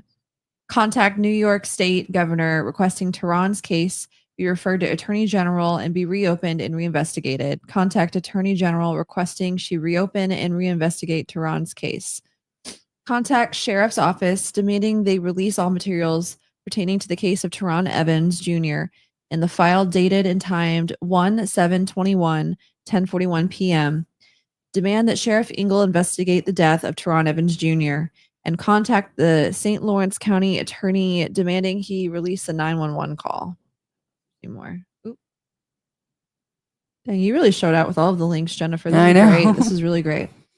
Another one is Potsdam police officer Jared Lavoie. Yeah, the Okay. Lavoie's body cam video. The only body cam video received from the scene out of 5 responding officers, 2 Potsdam police officers, and 3 St. Lawrence County sheriffs. Can we watch any of these videos? So we can, but it shows Terron, so I don't know if that's appropriate or Gotcha, not. okay. So let's see. Jennifer says yes. Toxicology results did say gabapentin was in the therapeutic range. Yeah. Huh. So I'd just be interested to know why he was taking it specifically. I mean, there can be various reasons. Multiple so it doesn't mean one reasons, thing yeah. or another, but just interesting to think about. St. Lawrence County Sheriff O'Connell's body cam video of the death. St. Lawrence County Sheriff O'Connell's body cam video of the interview, quote unquote, of me. So we can 'cause it do seems that. Like it's not much. Of an We can interview. watch that. It's 9 minutes and 32 seconds. So let's. Yeah, we're still on the clear for time wise. Yep. It'll load. Looks like we're having less internet problems now, though. Yeah. Counter small. Okay, here we go. Any audio? I think it's just quiet right now. I think. I don't see any. It's all the way up.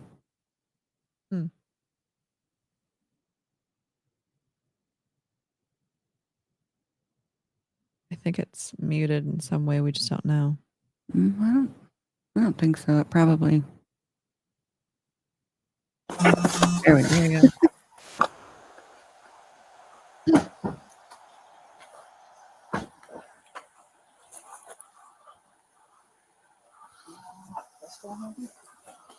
Yes.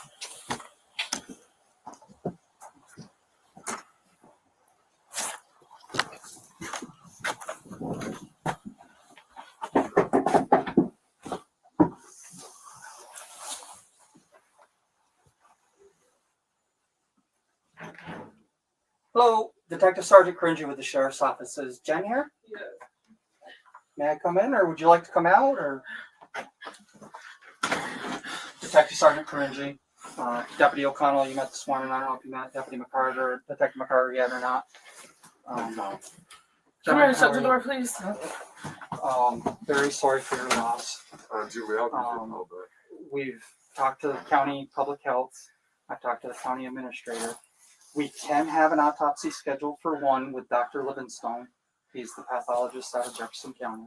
I wanted my son somewhere else to get a what you call it? Autopsy. We have 2 options. We have Dr. Livingstone. He's out of Jefferson County. He's the normal pathologist we use. He would come up and do it here. Our other option is Broome County. I'll be honest with you, I don't want nobody attached to y'all, to St. Lawrence County. I'm dealing with my son's stuff. So you know what I'm saying? Yeah, those are our 2 options. You know what? You know who I am up in here. You know people don't like me up in here, and I don't trust nobody. Broome County or here. The pathologist that we use is out of Jefferson County. He's a medical examiner down there, and he's contracted with the 3 counties up here. The other option is Broome County. Outside of that, can I have a detective? I was told this morning by Syracuse, because I called down there to ask some questions. Can I have a detective or somebody there at the time of autopsy to make sure there is nothing foul going on? Well, it depends on where it's done. If they transfer the body to Broome County, I don't know if I can get down there in a timely manner. Broome County is Binghamton area. Here I would be at the autopsy. I go to all the autopsies, every single one of them. I document everything, I record Are you the everything. only one allowed in here? Usually, I would recommend no. That's not something a parent should watch. I just want to know. I'm sorry, but this woman is one of the biggest dealers We're very in familiar this with her. area. If she had been taken out, not killed, I'm not talking about that, but taken down Well, like she should have been. We've arrested her multiple times. Well, she needs to be arrested now. Fuck that. She's a drug dealer. I don't believe my son took 2 bottles of pills. I don't believe that shit at all. And it just so happens Mark Murray, you know what I'm saying? All this shit I'm going through. I don't trust the police department. I don't trust, honestly, none of y'all. And I'm sorry. Don't take it personal. Don't. You know what I'm saying? But this is my son. You know what I do here. And I want an investigation. Well, I understand that. That's what we're doing. John can attest to who I am. I've been doing this for over 20 years now. John's known me for a long time. I will do the most thorough job I can. I don't have any problems calling people out on findings if I don't agree with them. So I've never had an issue with a pathologist report that we've had done locally by Dr. Livingstone. He's not a local doctor. He's originally from Indiana area. He's a licensed pathologist. He was a surgeon before that. He has probably 45, 50 years of... I just don't want no shady shit, man. That's all. I will guarantee you I'm that so won't happen. untrustworthy of people right now. I understand. You understand? That. I mean, if it's your call, those are the 2 places that I can send him to. No, dude. I can guarantee you that an autopsy done here will be just as thorough as an autopsy done in Broome County. The only thing I can't guarantee is I can't guarantee that I can attend to one in Broome County simply because of the logistics of it all. Just this do it one here. Okay. But I want you to please be present. Absolutely. And I want you to give me your word that you're going to do whatever Absolutely. you can, please. Absolutely. Every time. I guarantee it. But I'm going to request an independent autopsy also. You can do that. Okay. Above and beyond, they'll contact the medical examiner to get all his records and stuff like that. The one thing you got to look at. I did nothing wrong to none of y'all. No, you one haven't. accused Nothing. doing I'm just Nope. trying to help get justice for people that have been murdered. Totally And look understand at that. my baby now. Over somebody that should have been off the streets a long time ago.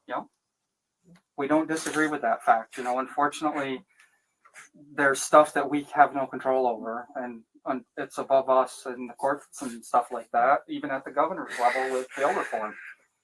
She should have been sitting in jail. I totally agree with you on that. We do our due diligence. He came to me and he told me about her, and I tried to tell him to stay away. He said, this is what she does. She lures people in and she buys them all this stuff. And she gets us to, she wants me to sell her drugs, and she wants to do this and she wants to do that. Leave her alone, son. Please stay away from her. It's hard to see outside someone else, when you're in that situation. He probably had true feelings for her. But he could have had true feelings for her, but she should not have been out in society I doing agree. what she's doing. You're right. I I agree. totally agree. John, I Who got are you? your I'm number. sorry. Detective McCarter. McCarter? Yep. Oh, I apologize. My phone's. Jen, can I get your number? 315-261-4122.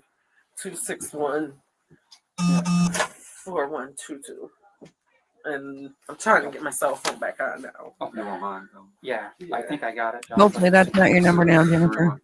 Yep. 742. Sorry. She's had it. I had this out for a while though. I asked for a couple of his locks this morning. Okay. That we can do after the autopsy.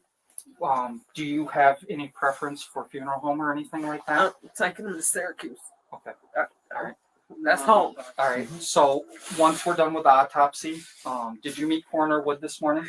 June? The Little lady, glasses. I think so, yeah. Okay. She will be in contact with you afterwards as far as finding, what funeral home you want. We'll make arrangements to have them transported down there. Yeah, I'll do that. So after I'm done with the autopsy, I will have basically preliminary findings, but it's going to be pending talks. And it's going to be probably 3 weeks or more for toxicology. I know it's a long time, and it's a terrible length of time to have to wait to find out answers. But, you know, unfortunately, So that's... yeah, I'm investigating her and doing whatever you got to do, you know, to make sure it wasn't no foul play or, Absolutely. you know. Yep. Because Absolutely. I can't even think right now. Like, I want to do some foul shit right now, to be honest. You know what I'm saying? I'm trying to keep my composure. You know, I really am. I really am. Jen, do you have any more questions for me right now? Can I get your number and your Absolutely. name? Yep. And can you write down their names? Just so everybody can see. I'll give you a card, okay? I can grab one of them.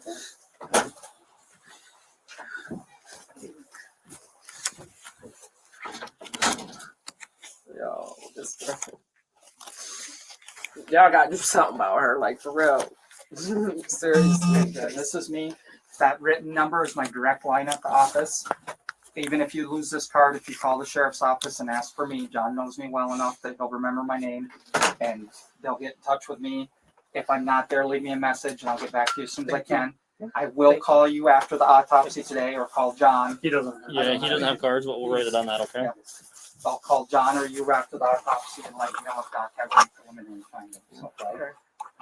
So, and we'll do the best job we can for him. All right. Please. John, do you have any questions? No. Yeah. If you think of any questions, a lot's going to go through your mind between now and whenever. Write them down. You know, reach out to me, and I'll answer them the best I can. Okay. All right. I'm very, very sorry for your loss.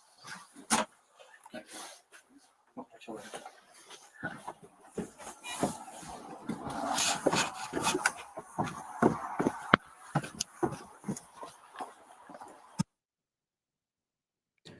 Okay. Wow, that was really intense.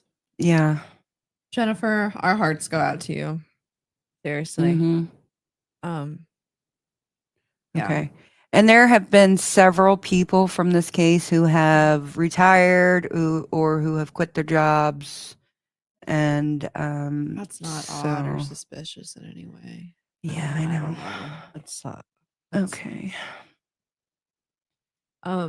We've been talking privately about trying to do a few like actual standalone videos rather than just live streams or podcasts or whatever. And I feel like this would probably be a worthwhile case to try and do some sort of a comprehensive full look at some point. I believe. Absolutely. I believe so too. He retired just days after the New York State Attorney General contacted the sheriffs. Wow. Okay. I'm curious if he was planning his retirement beforehand. I don't know. Okay, I think this is, maybe I played it out of order, but I think, let's see. St. Lawrence County Chief ADA Jason Marks resigned on the same day was killing. Oh, okay. Yeah. Yeah, and all of that stuff is in the link tree. So please, Link tree. again, go and check out the link tree. Posting it one more time in here. Can you put it on the screen? I know that it's totally different, but if for some reason someone wants to type it in, it's right there. There we go. Yeah. So I don't know. I think this is the actual death notification. I accidentally played it out of order, so I'm sorry about that. But we'll play this. And Jennifer, I commend you because you really held it together. Oh my God, yeah. I mean, yeah. I can't even imagine. That's a pain I wish on nobody. Mm-hmm.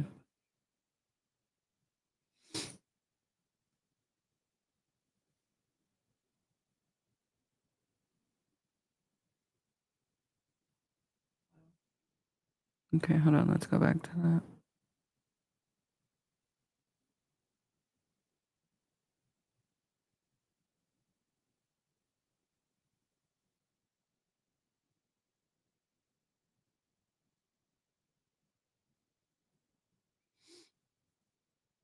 Why can't I hear it?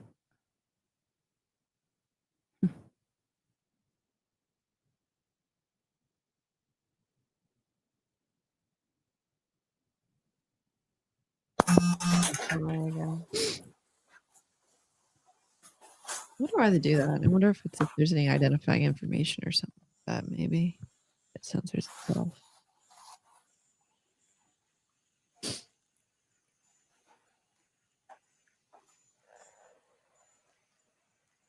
Oh, it transcribes on the right hand side over there, so it doesn't look like there's much. Okay, another 2. Yeah, so let's go to right there. Is that not jumping? Go through it like that so you can see if it does anything weird. Be important. Oh, well, I guess I could have played that whole thing. Well, it's okay. Just leave it at where it's at, and Okay, we'll just watch it. talk. Yeah, so I'm definitely suspicious. You've got my interest peaked, so I definitely want to look more into this and do my own FOIL requests and Oh, see what happens. that's fine. Thank you. It's just cold when I was getting one. No, that's fine. I appreciate it. Sorry to bother you guys so early.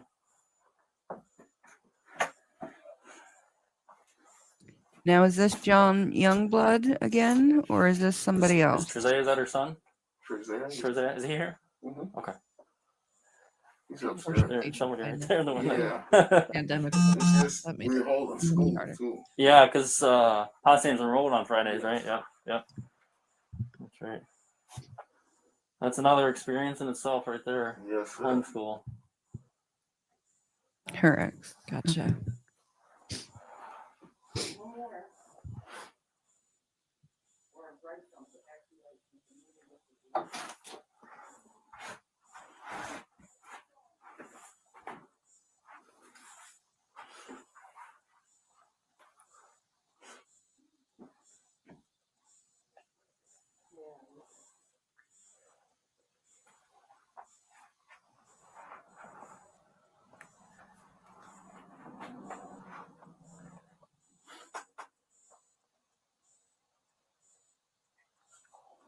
I know. I hate to complain too much because it could be a lot worse. What's that? Yeah. With the weather? Oh, Hello. Hey, good how are morning. you? Good, how you doing? It's Jennifer. Yeah. Okay, Jennifer. I'm Deputy O'Connell of the Sheriff's Office. And I apologize for bothering you guys so early. Okay. Terron, is that your son? Yes. Okay. I'm very sorry to let you know he passed away this morning. No. No. Why? Hold on. From what? It looks like it was an overdose. Oh, an overdose of what? Pills, medication. Move. Where did you find my son? Please let me go. It was a 911 call this morning. She was at I believe it's his girlfriend's house. She who? I'm not going to give you. Do you know his girlfriend? Is it Crystal Cap? That's not the last name that was given to me, but Crystal? Crystal was the first name. That drug dealing bitch, Crystal? I don't know. That every officer around here knows? I'm not familiar with her. Okay. We about to have a real fucking problem. Move. Yo. I'm very sorry. Yo, Isaiah, come here. Shut the door. and that girl in trouble, bro. I gotta go. Oh, Are you going to be okay with her? I don't know, sir. I don't live here. Oh, you don't? I mean, I live here, Yeah. but I'm from another town and Okay. I got stuck and Gotcha. I've been here almost a year. Okay. And holy smokes. Yeah. I don't even know how to. Okay. Why don't you take care of her, okay?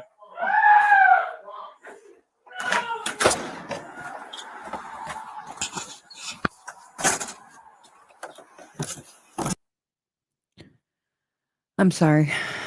Wow. I'm sorry, Jennifer. I Okay. don't like the way that was. You know what I mean? I don't either. He just didn't seem. When you come to bring a family the worst news possible, I don't know. Mm-hmm. It just didn't seem like there was a lot of empathy there. Mm-hmm. My unprofessional opinion. I want to listen to Crystal's interview. Yeah. Just a heads up though. We're about almost at the 2-hour mark here, and I don't know if we have somebody behind us on. I VR. do not believe that we have anybody behind us. Okay. So at least I want to get through these 2 audios, Yeah, and then absolutely. since I've Absolutely. already done shorts for my interview, we don't have to worry about that. So Okay. Yeah. No, I just. um, Awesome. okay, so let's see, they had more empathy for Crystal than me.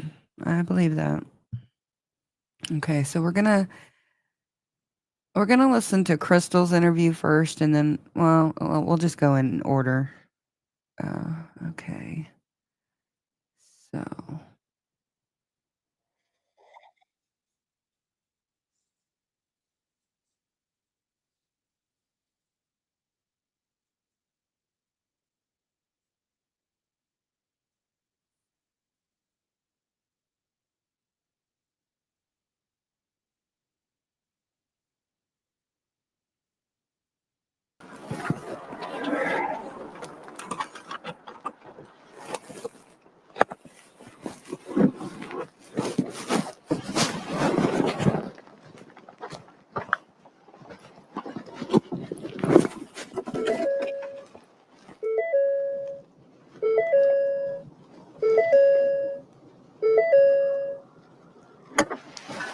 One 4-2 can.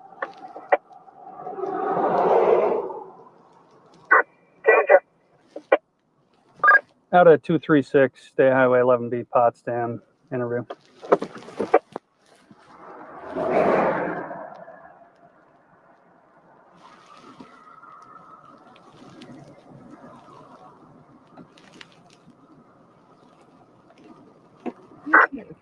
Do they walk in the video, or they just haven't really? They just haven't released it. I wonder why.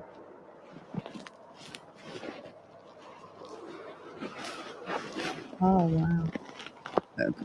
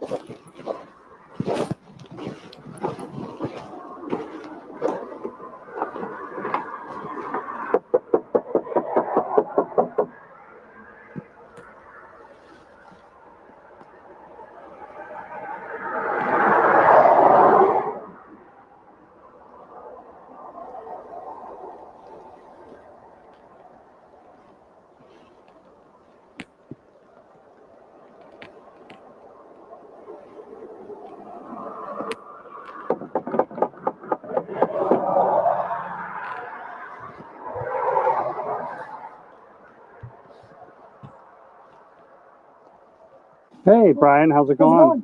Good, how are you? Not too bad. How about yourself? Pretty good. So, I have a few more questions. Yeah. Okay, do you got a couple minutes? Yeah, come out here. Thanks, appreciate She's out it. there and she's freaking out. Okay. Oh, looks like you got a package here. How's it going, sir? Going good, how are you? You good? I'm good. Yeah, that's good. So, Good. I'm trying to kind of put together a timeline of the last couple days Okay. with Trent. So, you kind of told me earlier, have a good one, yesterday, during the day. So what was the day like? So, I mean, I got home. He was in the room. She was at work. What time was that? When I got home? Or? Yeah, when you got home. So I went to my shop. So I was probably there till about 2 or 3 o'clock in the afternoon. Okay. I got home. You know, he was in his room just chilling. Okay. Their room, just chilling, watching TV. I was in my room just watching YouTube, as I usually do. She got home. We had dinner and stuff. About what time was that? She gets home about 5 o'clock. She was cooking dinner. We had dinner about 6:30, 7 o'clock. Okay. You know, normal night until I went to bed. You know, a little bit of an argument at nighttime, but nothing usual, nothing loud, crazy. Just Okay. stupid couple stuff. Did anybody else come over to hang out with Terron yesterday? No. That you know of? No, nobody was. What here about the yesterday. day before? Honestly, the day before I wasn't here. I just got back from California. I Okay. just got back. When did you get back from California? So what's Crystal today? talking right now? Friday. I think I got back. I think. It was Wednesday night at 1 a.m. I didn't So officially way late address at night, they were in bed already. Okay. Yeah, I And got- you didn't see him yesterday morning before you went to work, or No, because he was in bed and I left for the day. And I Okay. got home about 2 o'clock. what time did you leave? I left here, Mhm. so I don't have to work this odd. week. I went to my shop. Mhm. I left probably about 7 or 8 o'clock. Yeah. Okay. What about friends? Does Terron have any friends that ever come Honestly, over? he really Or doesn't have. He didn't really have a lot of friends around here. He didn't talk a lot. He was very, very, very quiet. Kept to himself. I mean, like, we have some talks late at night sometimes, Mhm. but like it was never like he didn't really open up or like say, "Hey, I'm gonna go to this person's house." He didn't go anywhere really. what are you guys talking about? Cars and stuff? Yeah. Into I mean, any I of took him that? for the rides in the cars, and he loved it. You Yeah. know, I tried to be as good of a person as I could to him because Sure. I knew he wasn't from around here, if you will, or didn't know a lot of people. So I was like, I'll try to be Okay. nice. Cool. Yeah. Just try to be decent. Yeah, Decent guy to him. Sure. exactly. Of I course. guess that's Brian. Like you could tell he's had a rough life. Sounds like a girl. Okay. Like, because he was very. You can tell when somebody's just too quiet. Yeah. And I don't know. I know that he had mental health issues before. Like. It's been brought up. Okay. Like Well- what kind of mental health issues? I think he. So when my mom first met him, he actually ended up going to like a hospital or something out of state. I think it was. Okay. I don't know exactly what it was, but they said that he couldn't be released unless somebody was able to care for him and like watch for him. Yep. My mom was like, yeah, absolutely. Sure. Like, they wanted to make sure he had a place to go because he didn't actually have like a residence, Sure. and I don't think he even had an ID at the time. Okay. Because I know like that he had to file for all that stuff. He didn't have anything for his ID. Okay. Like he had no proof of identity, like nothing. Okay.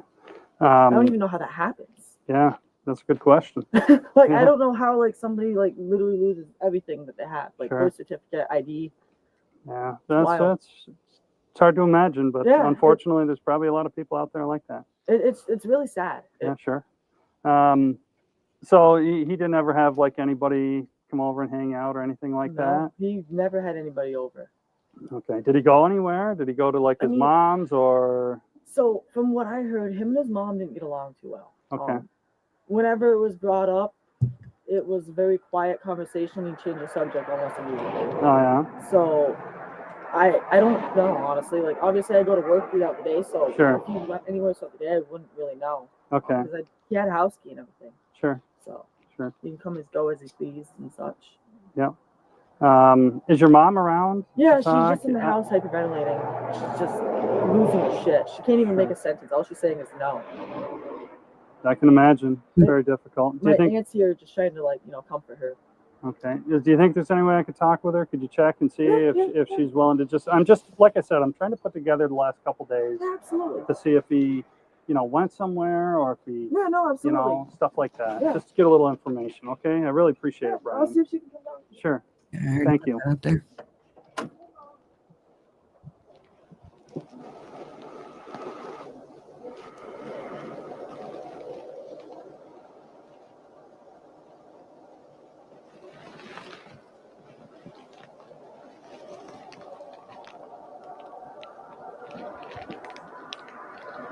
Come on in, buddy.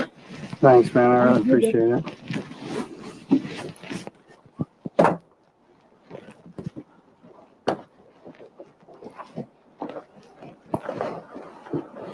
Hi. Hi, Chris. Hi. I'm very sorry for your loss. I'm Detective McCarter with the Sheriff's Office. So, like I was talking with Brian. Well, thank you. I appreciate it. I don't want to trip over the cat. Yeah, he doesn't move everything around. Sure. So I'm Detective McCarter with the Sheriff's Office. I'm just trying to put together like the last couple days of where Terron, if he went anywhere, if he had anybody come over, like kind of what his daily routine was. So he has severe mental health problems. Uh-huh. He never left the house. Never left the house. He didn't socialize with anybody whatsoever. I Okay. am literally the only person in his phone contact. Okay. I mean, literally. Okay. He was prescribed Zoloft Uh-huh. in January, and he was having a bad reaction to it. Uh-huh. So his primary switched him to Wellbutrin Uh-huh. December 31st. I picked the script up like 2 days after that. Yeah, I think it was whatever that day was. It was that Monday. I picked the script up for like January 2nd, or 4th, I believe. He was on. He took it for 4 days, regular dose, before he died this morning. He had a medical. He was given emergency services for his mental health problems because they were really severe, and they did an on the phone assessment with him for like an hour, and then he was supposed to go Monday, and he never went. You didn't go to his appointment? Okay. He's very isolated. So like if people if he has a friend over or anybody comes over, he'll go in the room. Okay. Like, if Brian has a friend over or something? If anybody's here. I met him a couple of times and he said 2 words the whole time. Very, very quiet. Okay. But like he was the best guy ever to me. He treated me like freaking, didn't even describe it. He just didn't want anybody around him besides me. Okay. He lacked ambition. He didn't have like any drive, and I know it's because he was mentally unstable, and we were working on that. Sure. We were doing like small goals, Just try to build him up a little bit. Sure, of course. when you do that Time like this, it's hard. Yeah. So I just feel like You always feel like you could have done No, he was having a seizure when I got up, and I should have called 911 right then. You don't need somebody when they're having a He just seizure. died. He just died.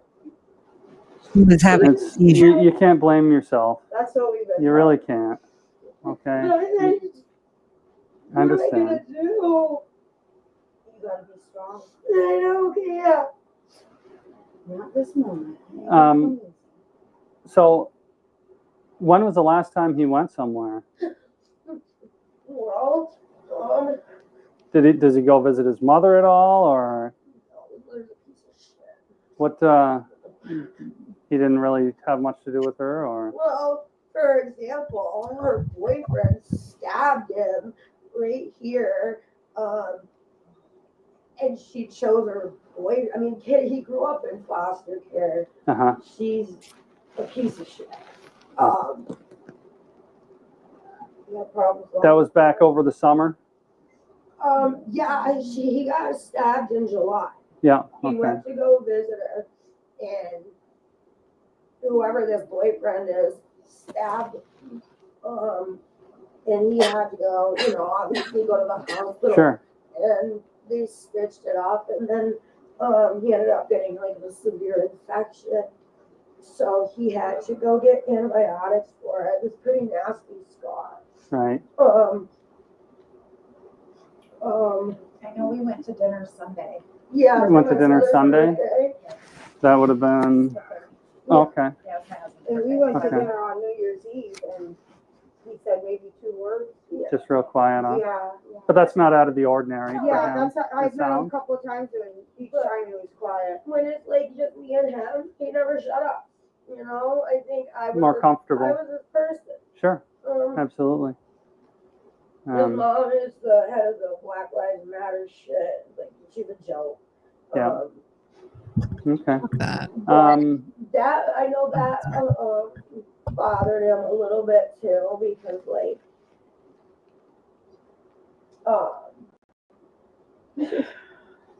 she's an embarrassment to him in a sense. I was on the phone with her when he called. Okay.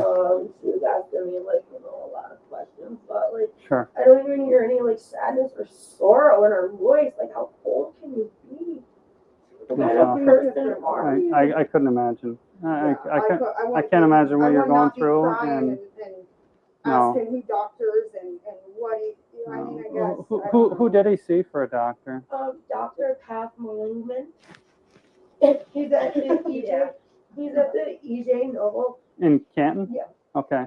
Pat Malingman? Pat Malingman. I could pull up his patient portal. the preliminary, it was his first time seeing. So why does she have a Okay. speech That report? was on the phone, correct? Or No, that oh, that was was her. okay. Behavioral health through CPH was on the phone. Okay. That's the one he was supposed to go to Monday to see the psychiatrist. Okay. He didn't. He went to Potsdam and I could pull it up to give you the exact. That's okay. That's okay. But the preliminary. But it was somewhat recent, not like 2 years ago. No, it was like back within in. the last month. Okay. The code for diagnosis is moderate to severe depression. Okay.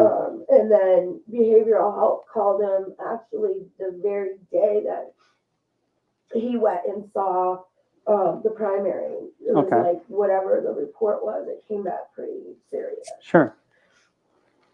Okay. I just missed him. I know. Did you go anywhere I know. Tuesday, Wednesday? So the last day he went somewhere was Sunday, and he went to dinner with you guys. I don't have a, what's your name, ma'am? Angela Kipp, and yours, ma'am? Karen Fuller. Karen Fuller. Okay. Yeah, I know. Oh yeah, you're the best. Thank you.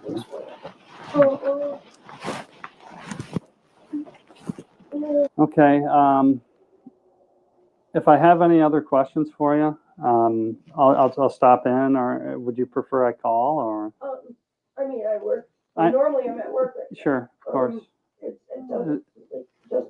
That job never ends up there, huh? I know you've been going through a lot up there too. I kind of scan the complaints on occasion, and I see you had a couple up there that was Oh yes, this is what's I got out of important. there. the Slater character and I got like how you said that. I got them out of there, but then they did a home invasion with a knife. Yes, to I my saw that. tenants. So my tenant, out of fear, because they're like, we're coming back no matter what. So my tenant moved out Friday. I let him break his lease. I mean, oh yeah. yeah. So who owns the place now up there? Carl Schreiber. Does he still? How's that going? He doesn't, and I don't have any problems. He's never there. That's perfect. If I see him an hour a week, That's good. I know how he is, but I don't have a problem. Yeah. Okay. I don't really have anything else at this time. I mean, we don't have any. We're just trying to. Figure it all out. Sure, of course. Yeah, I it's a mean, shock to all of us. Of course. Are they gonna do an autopsy?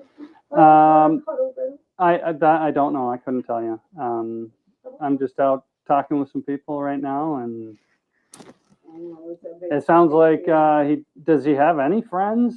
Anybody that he would reach out to if he was having just okay? You want to see his phone? It's just me. No. I personally, since he's been with her, I haven't heard I've only anybody. texted him. And you guys are all sisters, or? I'm a close friend of the family. Okay. Okay. All right. I won't steal your pen. Although it's a nice pen, I like it. No, that's okay. I'll go out. If you don't mind, I'll just give him one of my cards. Okay. So, or maybe I'll give you two or something. And if you have any questions, or I have a question. Sure. What if, and Yeah. I just foresee it already because the tone she gave her on the phone Mhm. when she just spoke with her. What if she starts harassing Crystal? well, and anything? call us immediately. Okay. If she's, and you're talking about his mother, Yes, Jennifer. Yeah. If she starts the tone giving, wasn't very nice when she sure, talked to of her. course. If she starts giving you any problems, call us and we'll end it Well, immediately. I mean, I kind of. I get what Yeah, I mean, yes, when- I Sure. understand you're upset. Of course. But like when You did a lot. when the sheriff went to tell her that he was deceased, Mhm. he had said from an overdose. Mhm. So I get why she would, thinking but he doesn't use drugs, he doesn't drink, he doesn't Right. even smoke cigarettes. So she's probably thinking because she doesn't know her child. So I saw that, Jennifer. Sure, of course. So I get why she would come at me that way, but that's Okay. not what it was. Sure, of course. And I'm trying, she is owed the explanation. Sure. Yeah, but Are that's you it. feel I the mean, same she way? can't. Sure, absolutely, I don't want you to have any more struggles. You're going through enough. You gotta absolutely, absolutely. stay positive. And it seems like you got a good support group here. Oh, yeah. But if you do need anything, of course, always reach out and give me a call. Brian, any of you guys, of course. Thank you. know. We appreciate that. I'll do what I can, and we'll, Definitely a hard job unfortunately, you got, too, the only you thing know? that can heal is time, and this is going to take a long Take time. Yeah. So make sure you keep reaching out to your friends. Yeah, she's got people to reach and- out to, and you've got your. He said too, it's not your fault. No, absolutely not. You cannot blame yourself. When somebody makes that choice, that's it. People who You don't understand people what they're going through in their mindset. exactly, when they're in that and depression. the people who make these decisions like that, they're not going to tell you they're doing it. No. That's what I said. They've made their choice. You know, That's what it is. So I'll grab those cards for you guys, okay? And like I said, that is your anything, don't hesitate. Okay? Yeah. And if I have any other questions, I'll either give you a call or maybe not being like an asshole and treat them like they're suspect. Like, you know what I'm saying? You can't just. I'm working on it. You guys too, okay? Do the best you can, okay?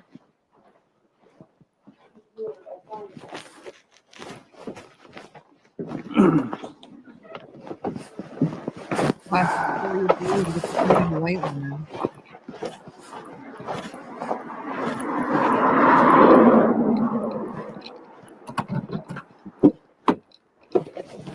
Oh. If you need anything, Appreciate just call us. Keep an eye on your mom, okay? Will do. And if anything, if you see that she's really struggling, don't hesitate to give us a call. Sounds good. Okay. Appreciate you, man. All right, buddy. Take it easy, Brian. You too. Did he extend the same courtesy? I'm speaking to Jennifer. Did I miss that? Yeah, no, I don't know if that's End of interview. Time 12:05. Anybody extend the same they courtesy? didn't. No, they didn't. Okay, so actually, I think we're going to call it a night because I'm starting to hurt, and if I sit here too long, I'll be hurting really bad. Lovely life of a disabled veteran. I know, but I thank everybody so much for being here to discuss Terron, and this is just the first part of it. I think we're going to really try to talk more about it. Absolutely. And if we don't release a video this Saturday, then we will have one coming up that will go into all of the other information and stuff like that. And hopefully Nick Hillary can join us sometime.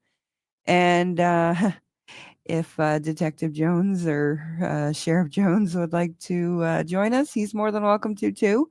I will give him just an opportunity to discuss what happened. But we do need to get down to the bottom of what happened to Garrett Phillips and Terron Evans Jr.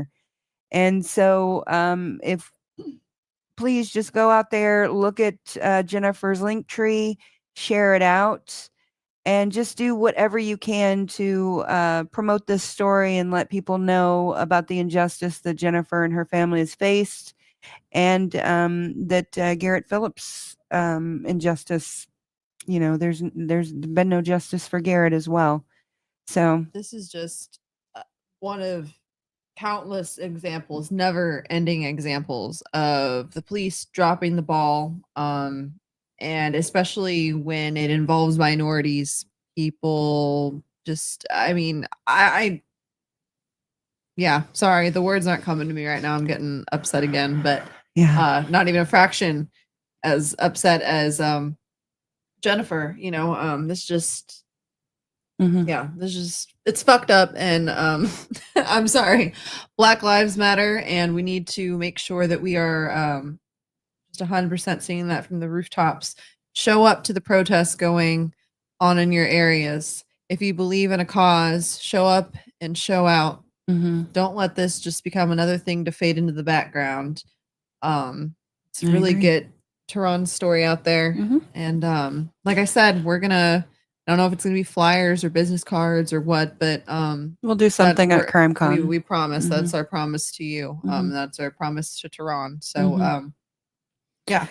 Yeah, so thank you, Jennifer, so much for sharing your story, sharing Terron's story, sharing Garrett's story, and I pray that one day you find the answers you're looking for. Absolutely. And we will continue to go on this journey with you.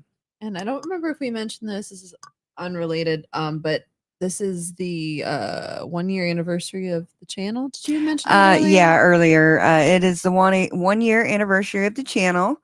So yeah, and good thing to yeah, end out our year, or not end out our year, but you know what I'm saying, like a to good kick off our new year. kick off our new year. Yeah. This is good.